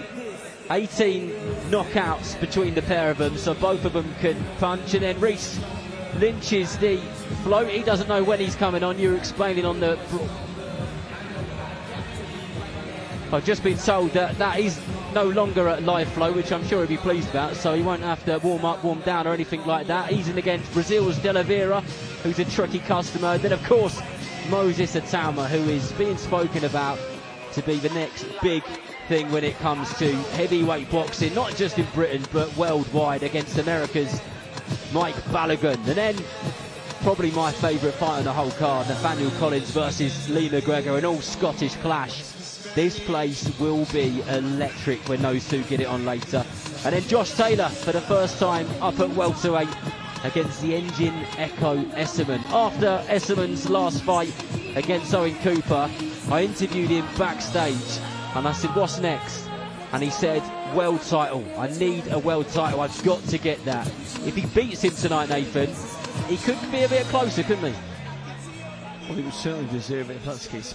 He's been on the scene for... When I had my debut on TV, I think 6 years ago, Ekow was like one.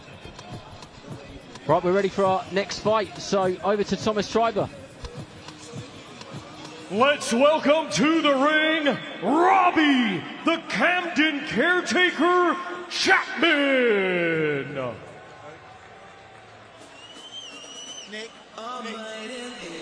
Here he is then, the Camden caretaker, possibly the best nickname in boxing. We last saw him box former Team GB star Ramtin Musa on the undercard of Joe Joyce versus Filip Hrgovic. He is as tough as they come. And not only that, he really loves doing what he does. And you can see that big smile on his face as he enters the ring yet again. So is he actually a caretaker? Is that his job? We need to find out, don't we? Yeah, because I was wondering. And now let's welcome to the ring, Alex Arthur Jr. Well, it was December 2007 that a very young Alex Arthur Jr. sat with his father ringside after he defended his world super featherweight belt. The interviewer asked if Junior would ever box, and Alex Sr. said no, but if he did, it would be under the promotional banner of Frank Warren. Here we are, 18 years later, and Alex Arthur Jr. steps into a professional ring for the very first time, under the banner of Frank Warren. Ladies and gentlemen, this bout is scheduled for 4 rounds in the light heavyweight division. Brought to you by Frank Warren for Queensberry, along with their great sponsors. Riyadh Season, 32 red, That Prize Guy, Unibet, and Global Next Trade. When the bell rings, our referee in charge and scoring this contest will be Kevin McIntyre. Introducing to you first, fighting tonight out of the red corner, he comes to the ring wearing green and silver and weighed in officially at 171 pounds. Coming to us from Camden Town, London, England, he is a veteran of 71 professional bouts. Ladies and gentlemen, please welcome the Camden Caretaker, Robbie Chapman. And his opponent across the ring, fighting tonight out of the blue corner. He comes to the ring wearing white with orange and weighed in the same as his opponent, 171 pounds. Hailing from Edinburgh, Scotland, he had a stellar amateur career, becoming a 4-time national champion, and now tonight he makes his professional boxing debut. Ladies and gentlemen, introducing Alex Arthur Jr.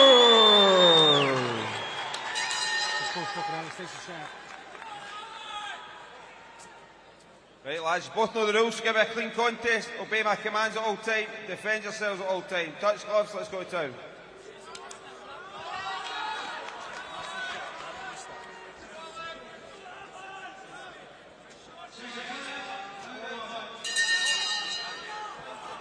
Well, here we go, the professional debut of Alex Arthur Jr. Arthur in the white, Chapman, the Camden Caretaker, in the grey and white. Strong, you can see he's strong.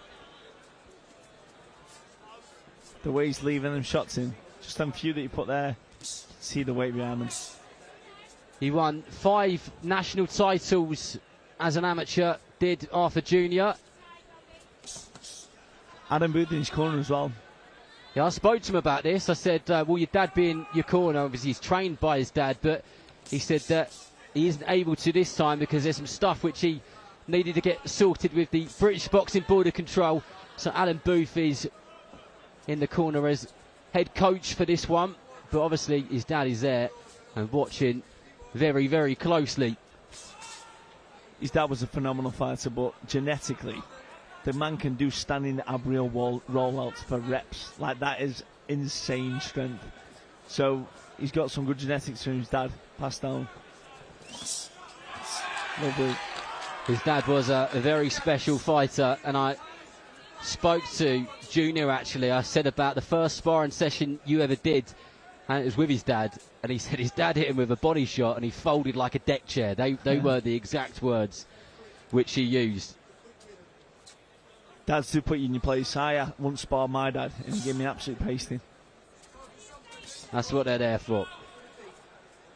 Well, good steady starts at around from Alex Arthur Jr. I asked him if he knew much about Robbie Chapman, and he said, yeah, I watched his fight with Ramtin Musa, and I said he's a real tough guy, and he said to me, my dad was a master of getting these away corner fighters, these journeymen out of there, and I intend to do exactly the same thing. It's very close to getting right just under the elbow. But Chapman's doing very well himself. He's hardly getting touched.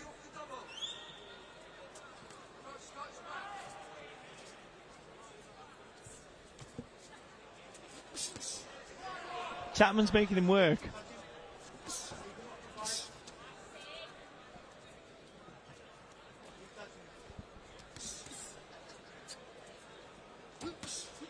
Nice, really nice hook, and then turned it under for that uppercut there from Arthur Jr. But in Chapman's credit, there's nothing clean. He's quite defensively sound, so there's nothing actually clean that landed. But he did land it as such, just not terribly clean. But as the rounds go on, these shots will take the toll. So he just needs to keep working like he is. Well, first professional round for Arthur Jr. done and dusted. That's one under his belt. And he now sits down in that blue corner and takes some instructions from Adam Booth. And listen, I said it earlier on, he's not here just because he's Alex Arthur's son. 5 times national champion, Scottish Elite Golden Gloves champion, GB Three Nations bronze medalist twice over. And he's spoken about very highly.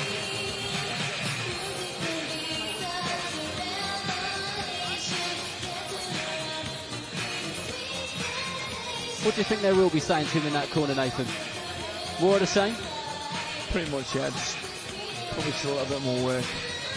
But they'll probably talk about the ways to set up the openings in the first place. Because like I say, Chapman's quite defensively sound. So the only way you're going to hit him is by prying the gaps open. Well, the last person to stop Chapman, as I said, was 60 fights ago. Guibian Aguiarco was the man who did it. But you can see why he doesn't get stopped, because he is defensively very sound, which you've already pointed out.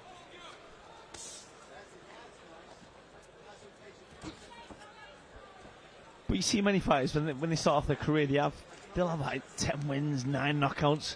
You think, but they must be devastating. But then you look at the opponent's records, and they've probably lost 30 times, been stopped 15 times. Whereas someone like Chapman, it's tough as you get. So, like, for example, you can have an opponent that's got 5 wins, no knockouts. So you think you can't punch. It's not that. It's just they've had opponents that just do not get stopped. Yeah, it's a good point.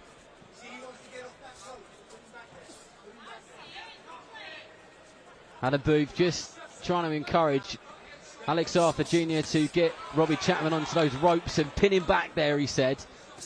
And quite conveniently, Chapman walked back to the ropes himself.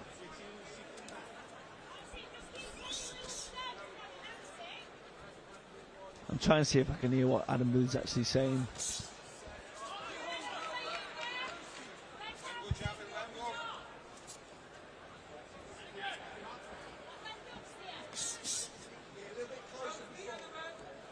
Yeah, they just wanting to squeeze that a little bit, because when the shot's being thrown, there's just enough gap for Chapman to move out.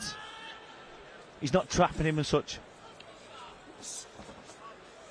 That's it, now cut to the left. If he cuts to the left and get that exit gone, he could probably hit him a little bit more.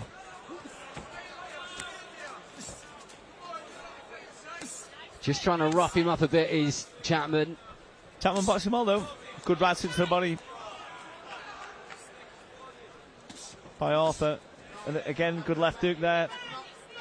Nice work. I've got to say, I don't think Alex Arthur looks like a Davidson. He looks very mature, doesn't he? You can tell he's well schooled. He's boxing very well.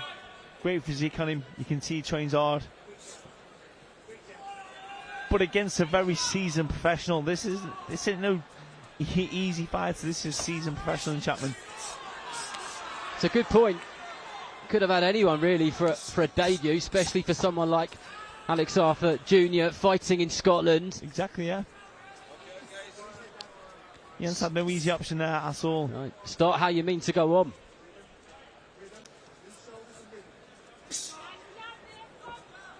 The spray just shooting off from that jab there. Lovely change of the angle there. I like that. That's lovely. Just move around the side, left it to the body. Lovely, lovely. Nice. Good work. Good work from both of them, actually. But some really nice, tidy work there from Alex Arthur Jr., who represented his country on multiple occasions in the amateurs. And this is the start of his pro career. We keep banging on about good, young, up-and-coming talent, especially in Scotland. And he is a name to keep an eye on, because it'll be an interesting watch.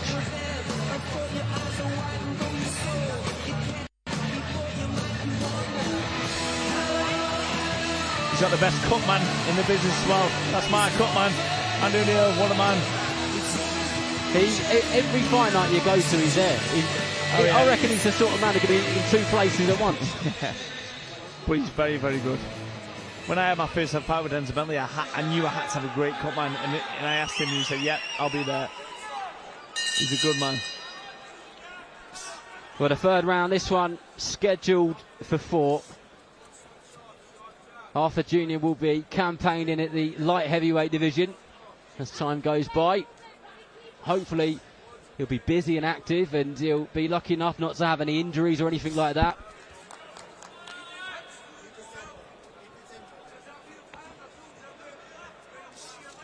Good jab there from Arthur Jr.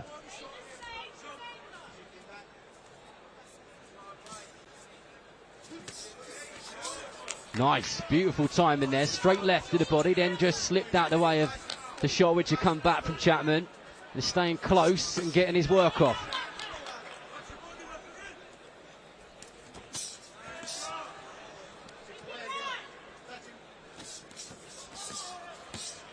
Just starting to up the pressure a bit now, Junior.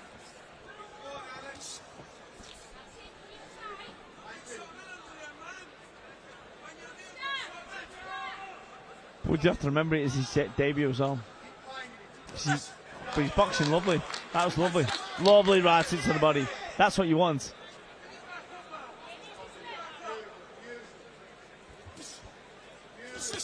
Lovely.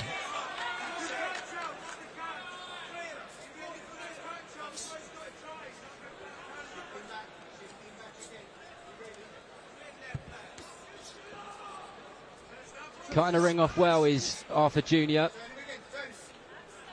He's not allowing Chapman to be on that back foot and escape for any period of time. He just cuts the ring off and he's back there, right in front of him, throwing shots. Good work there on the return from Chapman.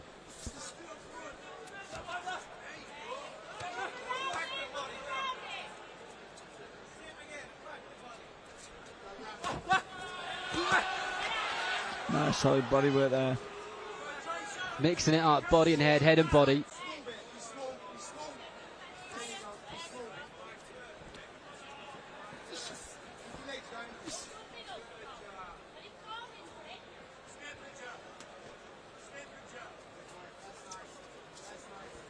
See, Chapman's not throwing anything to let him counter off it, so he's making it very awkward. But that's where he's got to pry the gaps open.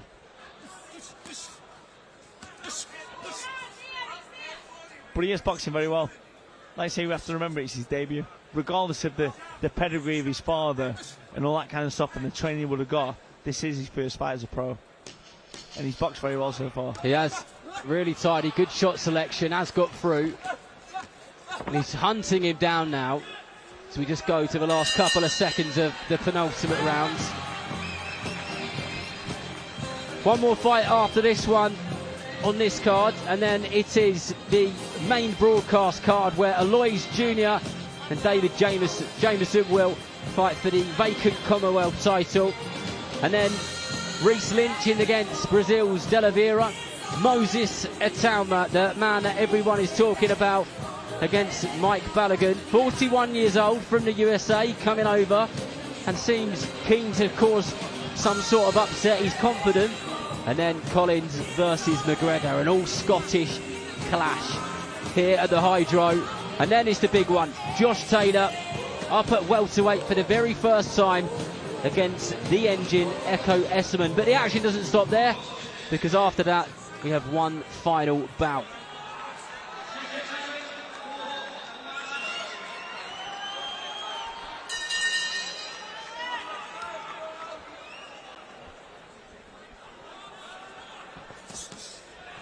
It's the thing, we all want big knockouts on the debut and stuff.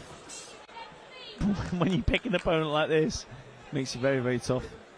But he can still do this in this round.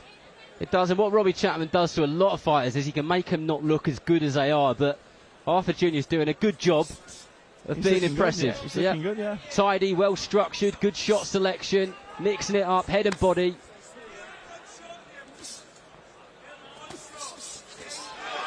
Nice. Couple of shots got through from each fighter then.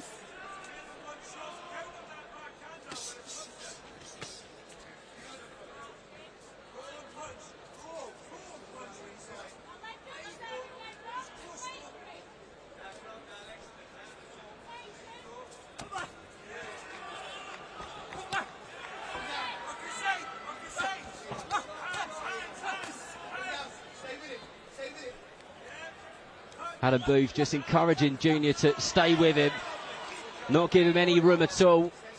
He's not giving him any breathing space whatsoever.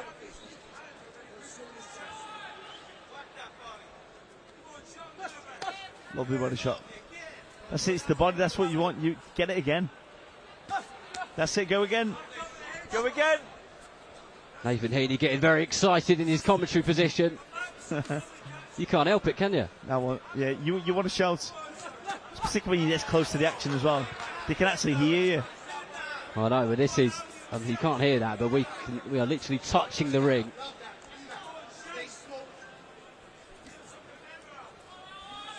But a very good performance from Chapman as well. He hasn't got hit clean at all, really. And that's nothing against Arthur, that's just all credit to Chapman. He's extremely good at what he does. Extremely good. So you see the structure of Arthur's been very good, his shot selection's been very good. It's just Chapman's been also very good defensively. You can just tell how experienced he is.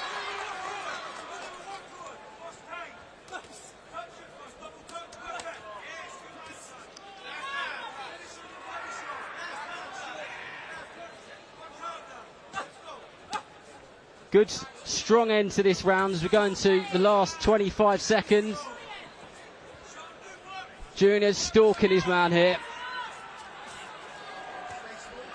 I mean, he tried it there just like a nice little change at the angle where his body was. I quite like from Arthur. That's when he squeeze on the side, then throw the shot. Well, he hasn't taken his foot off the gas for a single moment. Lovely strong finish. So good finish, and the noise goes up here when Alex Arthur Jr. enjoyed that, and so did Robbie Chapman Jr. A really good debut for Arthur Jr.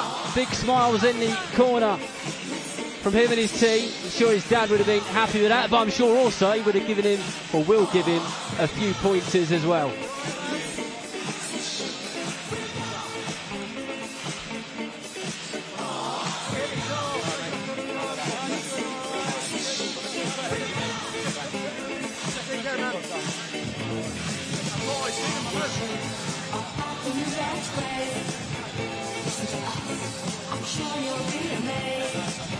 Well, Thomas Shriver is ready, so we get the official score from him right now.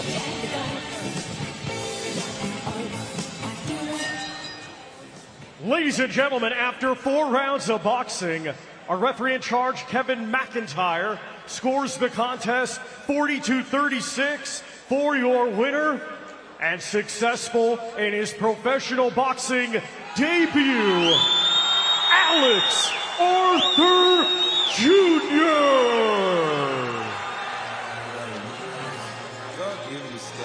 Well done to Alex Arthur Jr. I hope he's pleased with that, because the people around him clearly are. It's great to see the respect being given to his opponent, Robbie Chapman Jr. And Alex Arthur, I believe, will make his way over to the guys for a quick chat.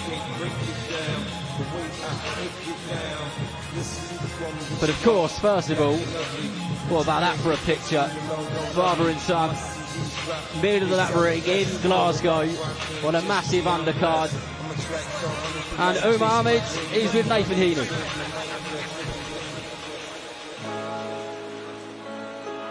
Yep. Okay, I believe we're going to be joined by Alex Arthur Jr. after his professional debut. I've got Nathan Heaney with me. They're impressed with what you saw tonight? Yeah, very much so. The fact of the matter is, sometimes when someone has a professional debut, they can have an opponent they can just blast away. Robbie Chapman ain't that kind of fighter. He's a fighter that knows exactly what to do. Experience. I don't think he's just stopped in the last 60 fights. But yeah, Arthur Jr. boxed really well. He's got great shape about him, a nice jab, but he's got loads more to come. I was going to say, Robbie Chapman's no mug. It's quite a tough fight to take on your debut in Scotland. All that pressure, your dad's there. Yeah, there was a lot of expectation on Alex tonight. I think he's just coming into our area now, so we'll grab a word with him. Come in. Well done, Alex. Jump in. Join in.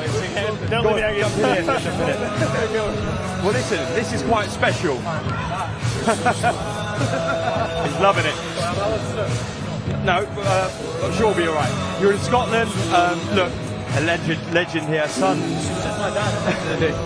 Everyone always forgets that it's still father or son. It's not like, come on, Alex, up a big legend. He's a legend, but he's only my dad. That's why we've got such a good relationship. If you're being honest, Alex, tonight, obviously, look, you're in Scotland. Robbie Chapman's no mug to take on your professional debut. Were you a bit nervous tonight? I mean, I think I'd be lying, and I think anyone would be lying if they said they never got nervous on their pro debut. I was nervous, but I mean, I've been living with the pressure on my shoulders for a long, long time, and I continue to do well. Before I throw to Nathan, just want to get your perspective, Alex. You must be delighted with what you saw there tonight. Yeah, no, it works very well in spells. We've deliberately picked a very difficult challenge for Alex because he's been fighting at a very high level in the amateurs, almost Olympic level. So it was senseless for Alex to go in there with someone he was going to decimate quickly. So that's the reason I picked Robbie. I knew he was super tough, knew he was durable, I knew he'd give Alex lots of different things to think about, and he did. And it's brilliant for me because we can now progress from that, go back to the gym Monday and start working again. Yeah, I thought the performances, like particularly debut, like I say, you're in Scotland. Yeah, I thought it was a very good performance. Chapman's no mug. He ain't no mug. But one question I want to ask you: can you do standing abrial rollouts like your dad? Can I sorry, sir? You know those abrial rollouts? Can you do them? Because that man is a beast. No, you'll win that 100 times at home. I can do it on my knees. Yeah, I've seen them. I'm sure there's a lot that I'm better at now because of age, but not that. Do you believe this was the start of a special journey? Absolutely, are you mad? Look, man, come on. I'm the best fighter in Scotland already. You truly believe that? Alex Harper Jr., I was born to be great.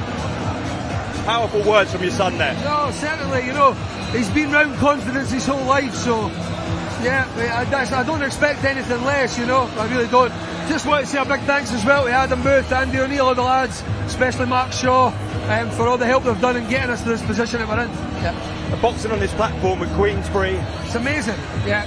Obviously, I go way back with Frank. 10 rounds easy tonight. Yeah. I love this. I love this. I lived with Willie Hutchison for 4 weeks. I'm getting a wee bit of that came from him. I'll give him credit for some of that chat. Well, listen, congratulations, Alex. Thank you so much, Senior. Thank you very much. Thank you so much, bro. Appreciate it, man. Thank you. Yeah, Nathan, I mean, he fights well, clearly. He handled that professional debut well. He talks really well. Yeah. Just overall, an impressive package. Yeah, but hey, the best cutman in the game. Come here. Yeah, Nathan, overall, just an impressive guy, an impressive package, Alex Harper Jr. Yeah, well, like I say, he speaks well as well.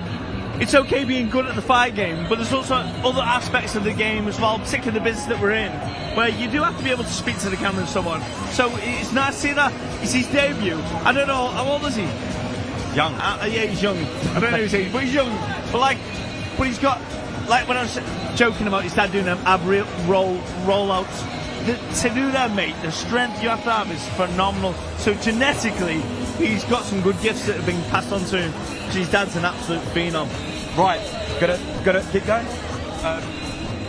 Where can he go, in your opinion, after seeing that tonight, honestly?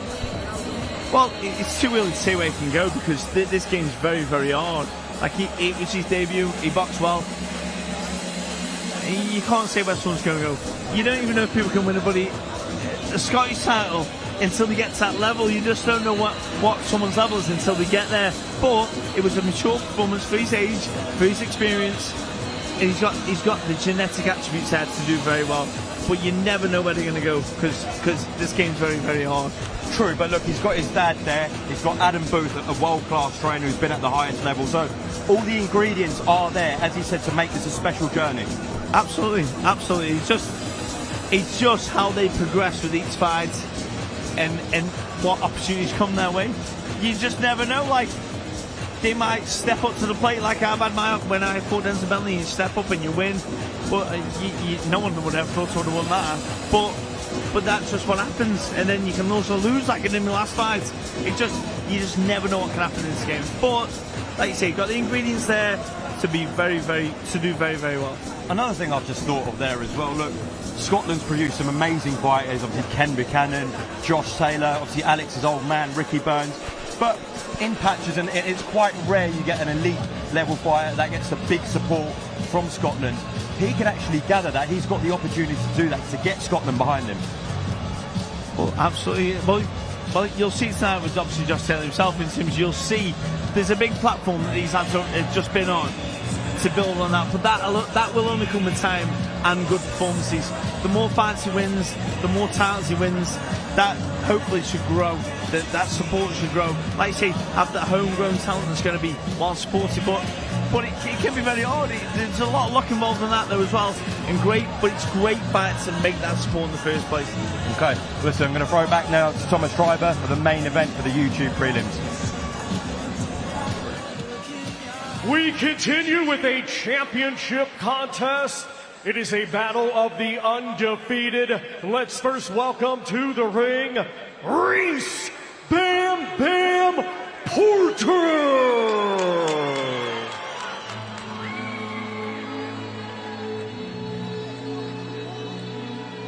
Well, boxing runs in the family for Reese Porter. His uncle was a professional boxer but had to stop due to health reasons. He is now representing the family name in the family sport and is doing a good job of it too. Only 5 fights so far in his pro career, all 5 of them wins, and the last 3 haven't gone past the second round. It's a big night for the 26-year-old from Glasgow and a huge opportunity for him to make a statement. Just taking his time there, Nathan, really soaking it all up. Oh yeah, well he's got a good soundtrack to walk into as well.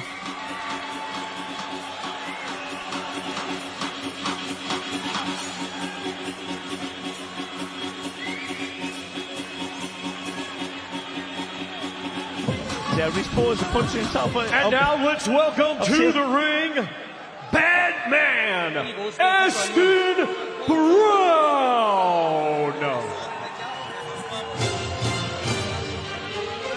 And here comes Aston Brown, 7-0 as a pro, 34 years old. They said he feels 24 years old. Boxing is a huge part of his life, and after years of battling addiction and having trouble outside the ring, he says the sport has been an integral part of keeping him on the straight and narrow. And tonight, he fights for the Scottish area middleweight title. This is big stuff for both fighters. Neutral relax though. They're both smiling as they made their way to the ring. I've got a feeling this is going to be a cracker. He's definitely going to make things of it. Ladies and gentlemen, this bout is scheduled for 10 rounds and will be for the vacant Scottish Area Middleweight Championship. Brought to you by Frank Warren for Queensberry, along with their great sponsors, Riyadh Season, 32 Red, That Prize Guy, Unibet, and Global Next Trade. It is sanctioned by the British Boxing Board of Control, steward in charge, John Swanson. Our referee in charge and scoring this contest will be Kevin McIntyre. Introducing to you first, fighting tonight out of the red corner, he comes to the ring wearing blue tartan trunks and weighed in officially at 159.4 pounds. Undefeated, he has 5 wins, 3 of his 5 wins coming by way of knockout. Ladies and gentlemen, from right here, Glasgow, Scotland, here is Reese Bam Bam Porter. And his opponent across the ring in this championship contest, fighting tonight out of the blue corner. He comes to the ring wearing blue with black and weighed in officially at 159.6 pounds. Undefeated, he has 7 wins, 2 of his 7 wins coming by way of knockout. Ladies and gentlemen, from right here, Glasgow, Scotland, here is Bad Man Aston Brown.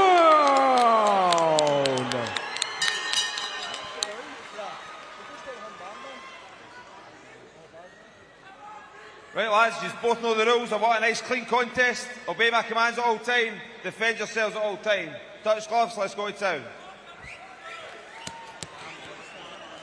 Well, here we go. This is the main event of the prelims. 10 3-minute rounds for the Scottish middleweight title. Aston Brown versus Rhys Porter. Both fighters looking ready and raring to go. A big moment for the pair of them.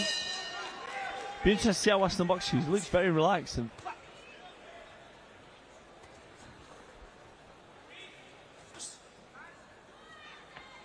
again, like looking away there. It's very unorthodox. Brown does look very relaxed indeed. Had a good amateur career, very good amateur career. And Porter. The point I was trying to make though is like he almost looks like he's not switched on. He was looking out the ring a lot. He even looked out the ring during the fight. He said, "Oh, great right shot. hand there from Aston Brown." He caught Rhys Porter right under the left eye there, and he's just gathering his thoughts, and he will rise to his feet. And his legs are looking a little bit on the wobbly side. And I expect Brown to put his foot on the gas now and really go for it. He's got him. And Porter looking a bit uneasy here. Oh, man, wow. And Brown needs to get his hands out and get some punches back, landing and throwing. But Porter hits the canvas once again. He didn't quite recover from that first knockdown. And he looks at his corner and shakes his head. And he is looking very unsteady on those, but the referee allows him to continue. I don't think he'll survive this. And Brown lands another big straight right hand, followed by a left hook, and Porter will grab hold of him now and hold on.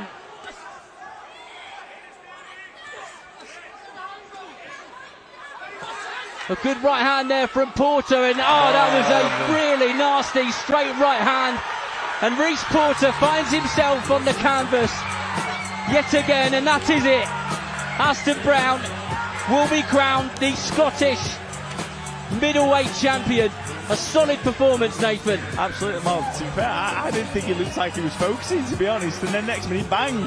So if that's how he performs, if it looks like he's not focused, which he obviously was, yeah, fair, good performance, very, very good. I spoke to Aston Brown this week, and in his last fight he went over to Ireland where he was the underdog and produced a knockout against an unbeaten fighter, and he does it again tonight. Rhys Porter sat in the corner absolutely furious with what's just happened.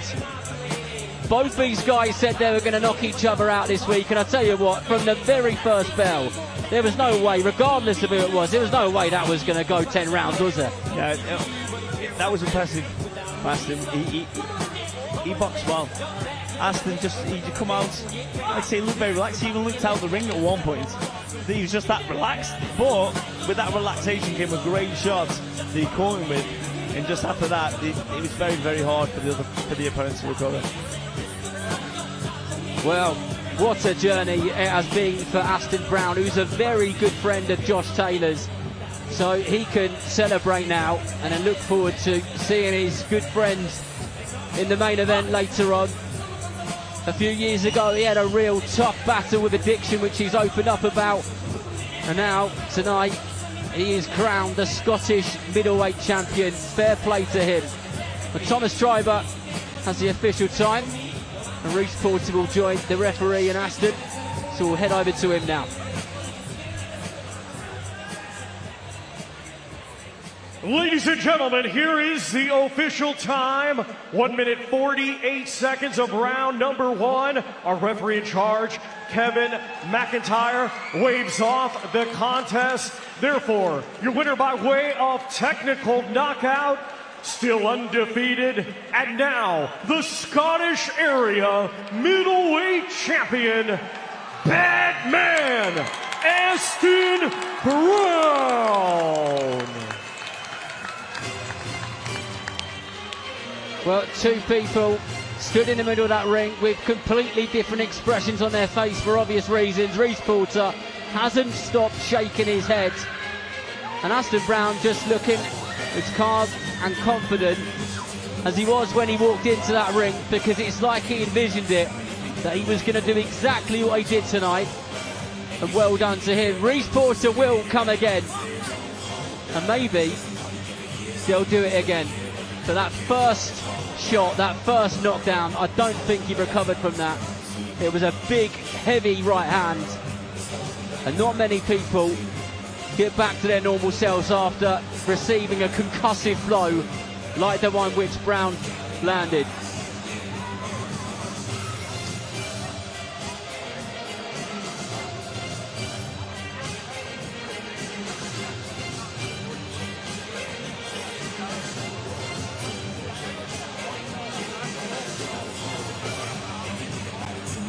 What's that? George wants to sign.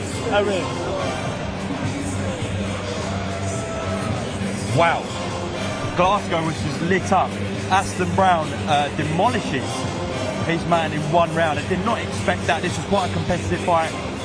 Looking at the bookies, etc. Aston was the slight favourite, but Nathan, just give me your thoughts on that destructive stoppage.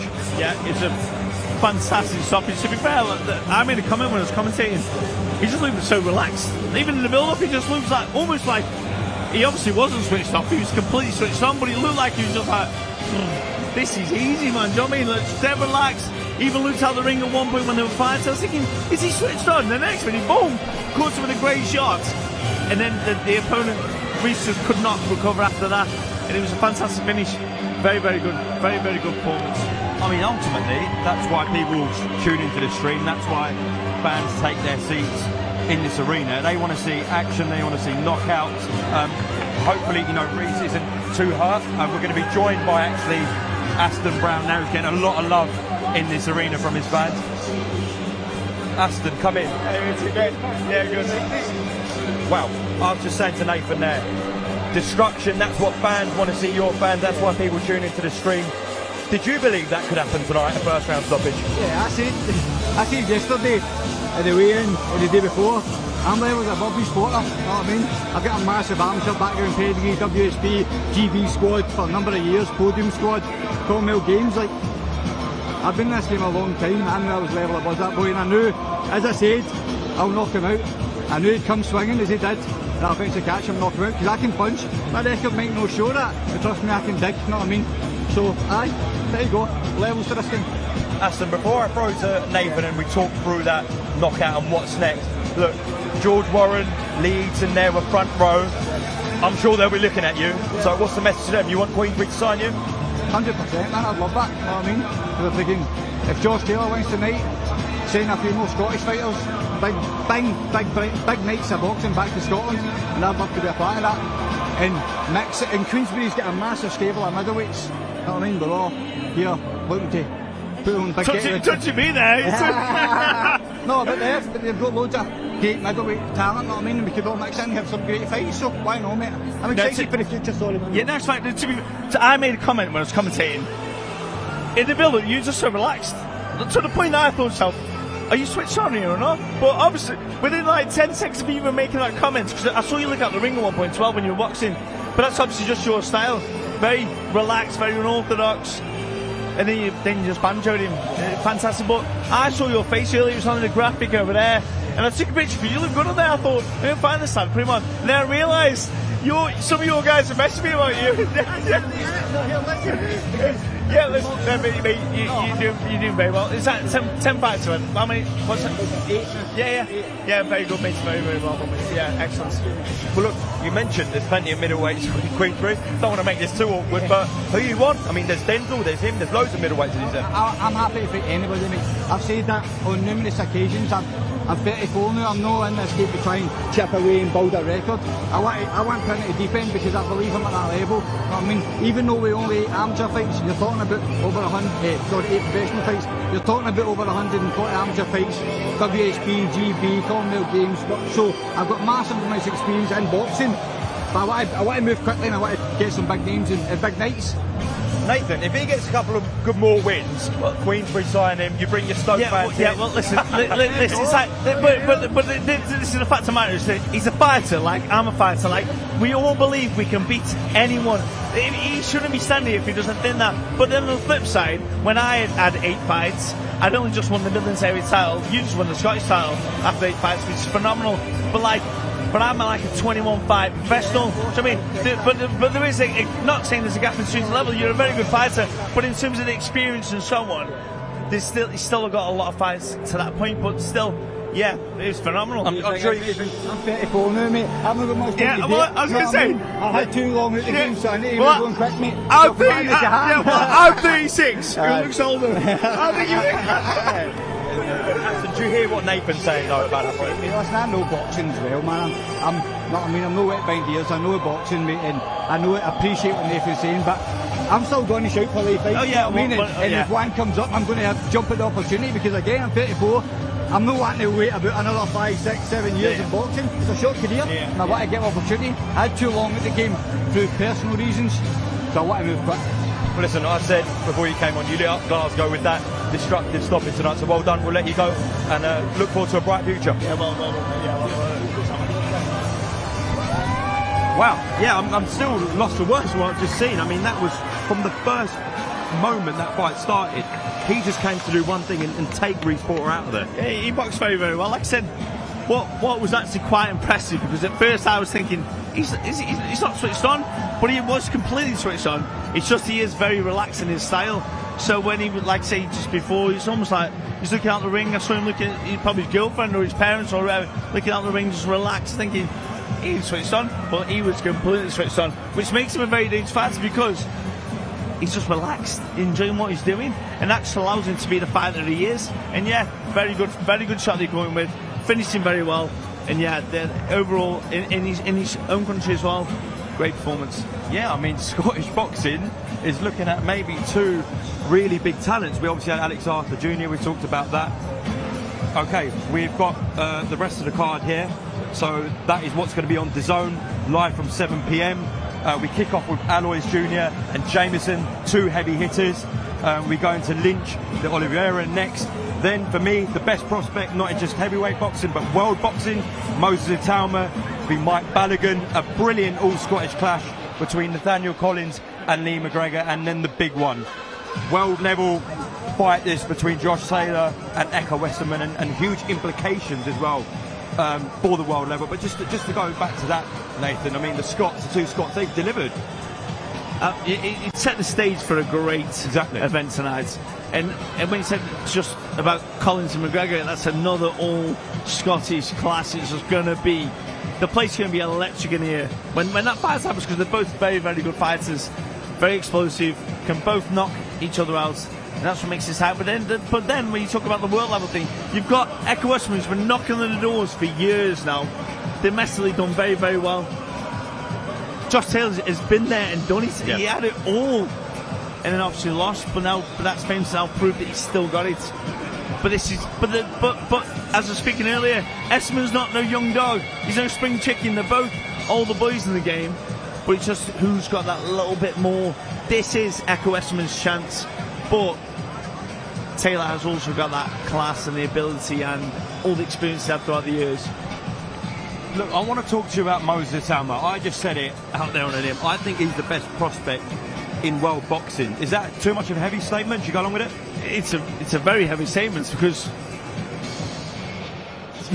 well, the only thing that you can definitely say that puts credence to that is the people that you spar with, like Coley, Fury, all these people that have spoken very highly of him.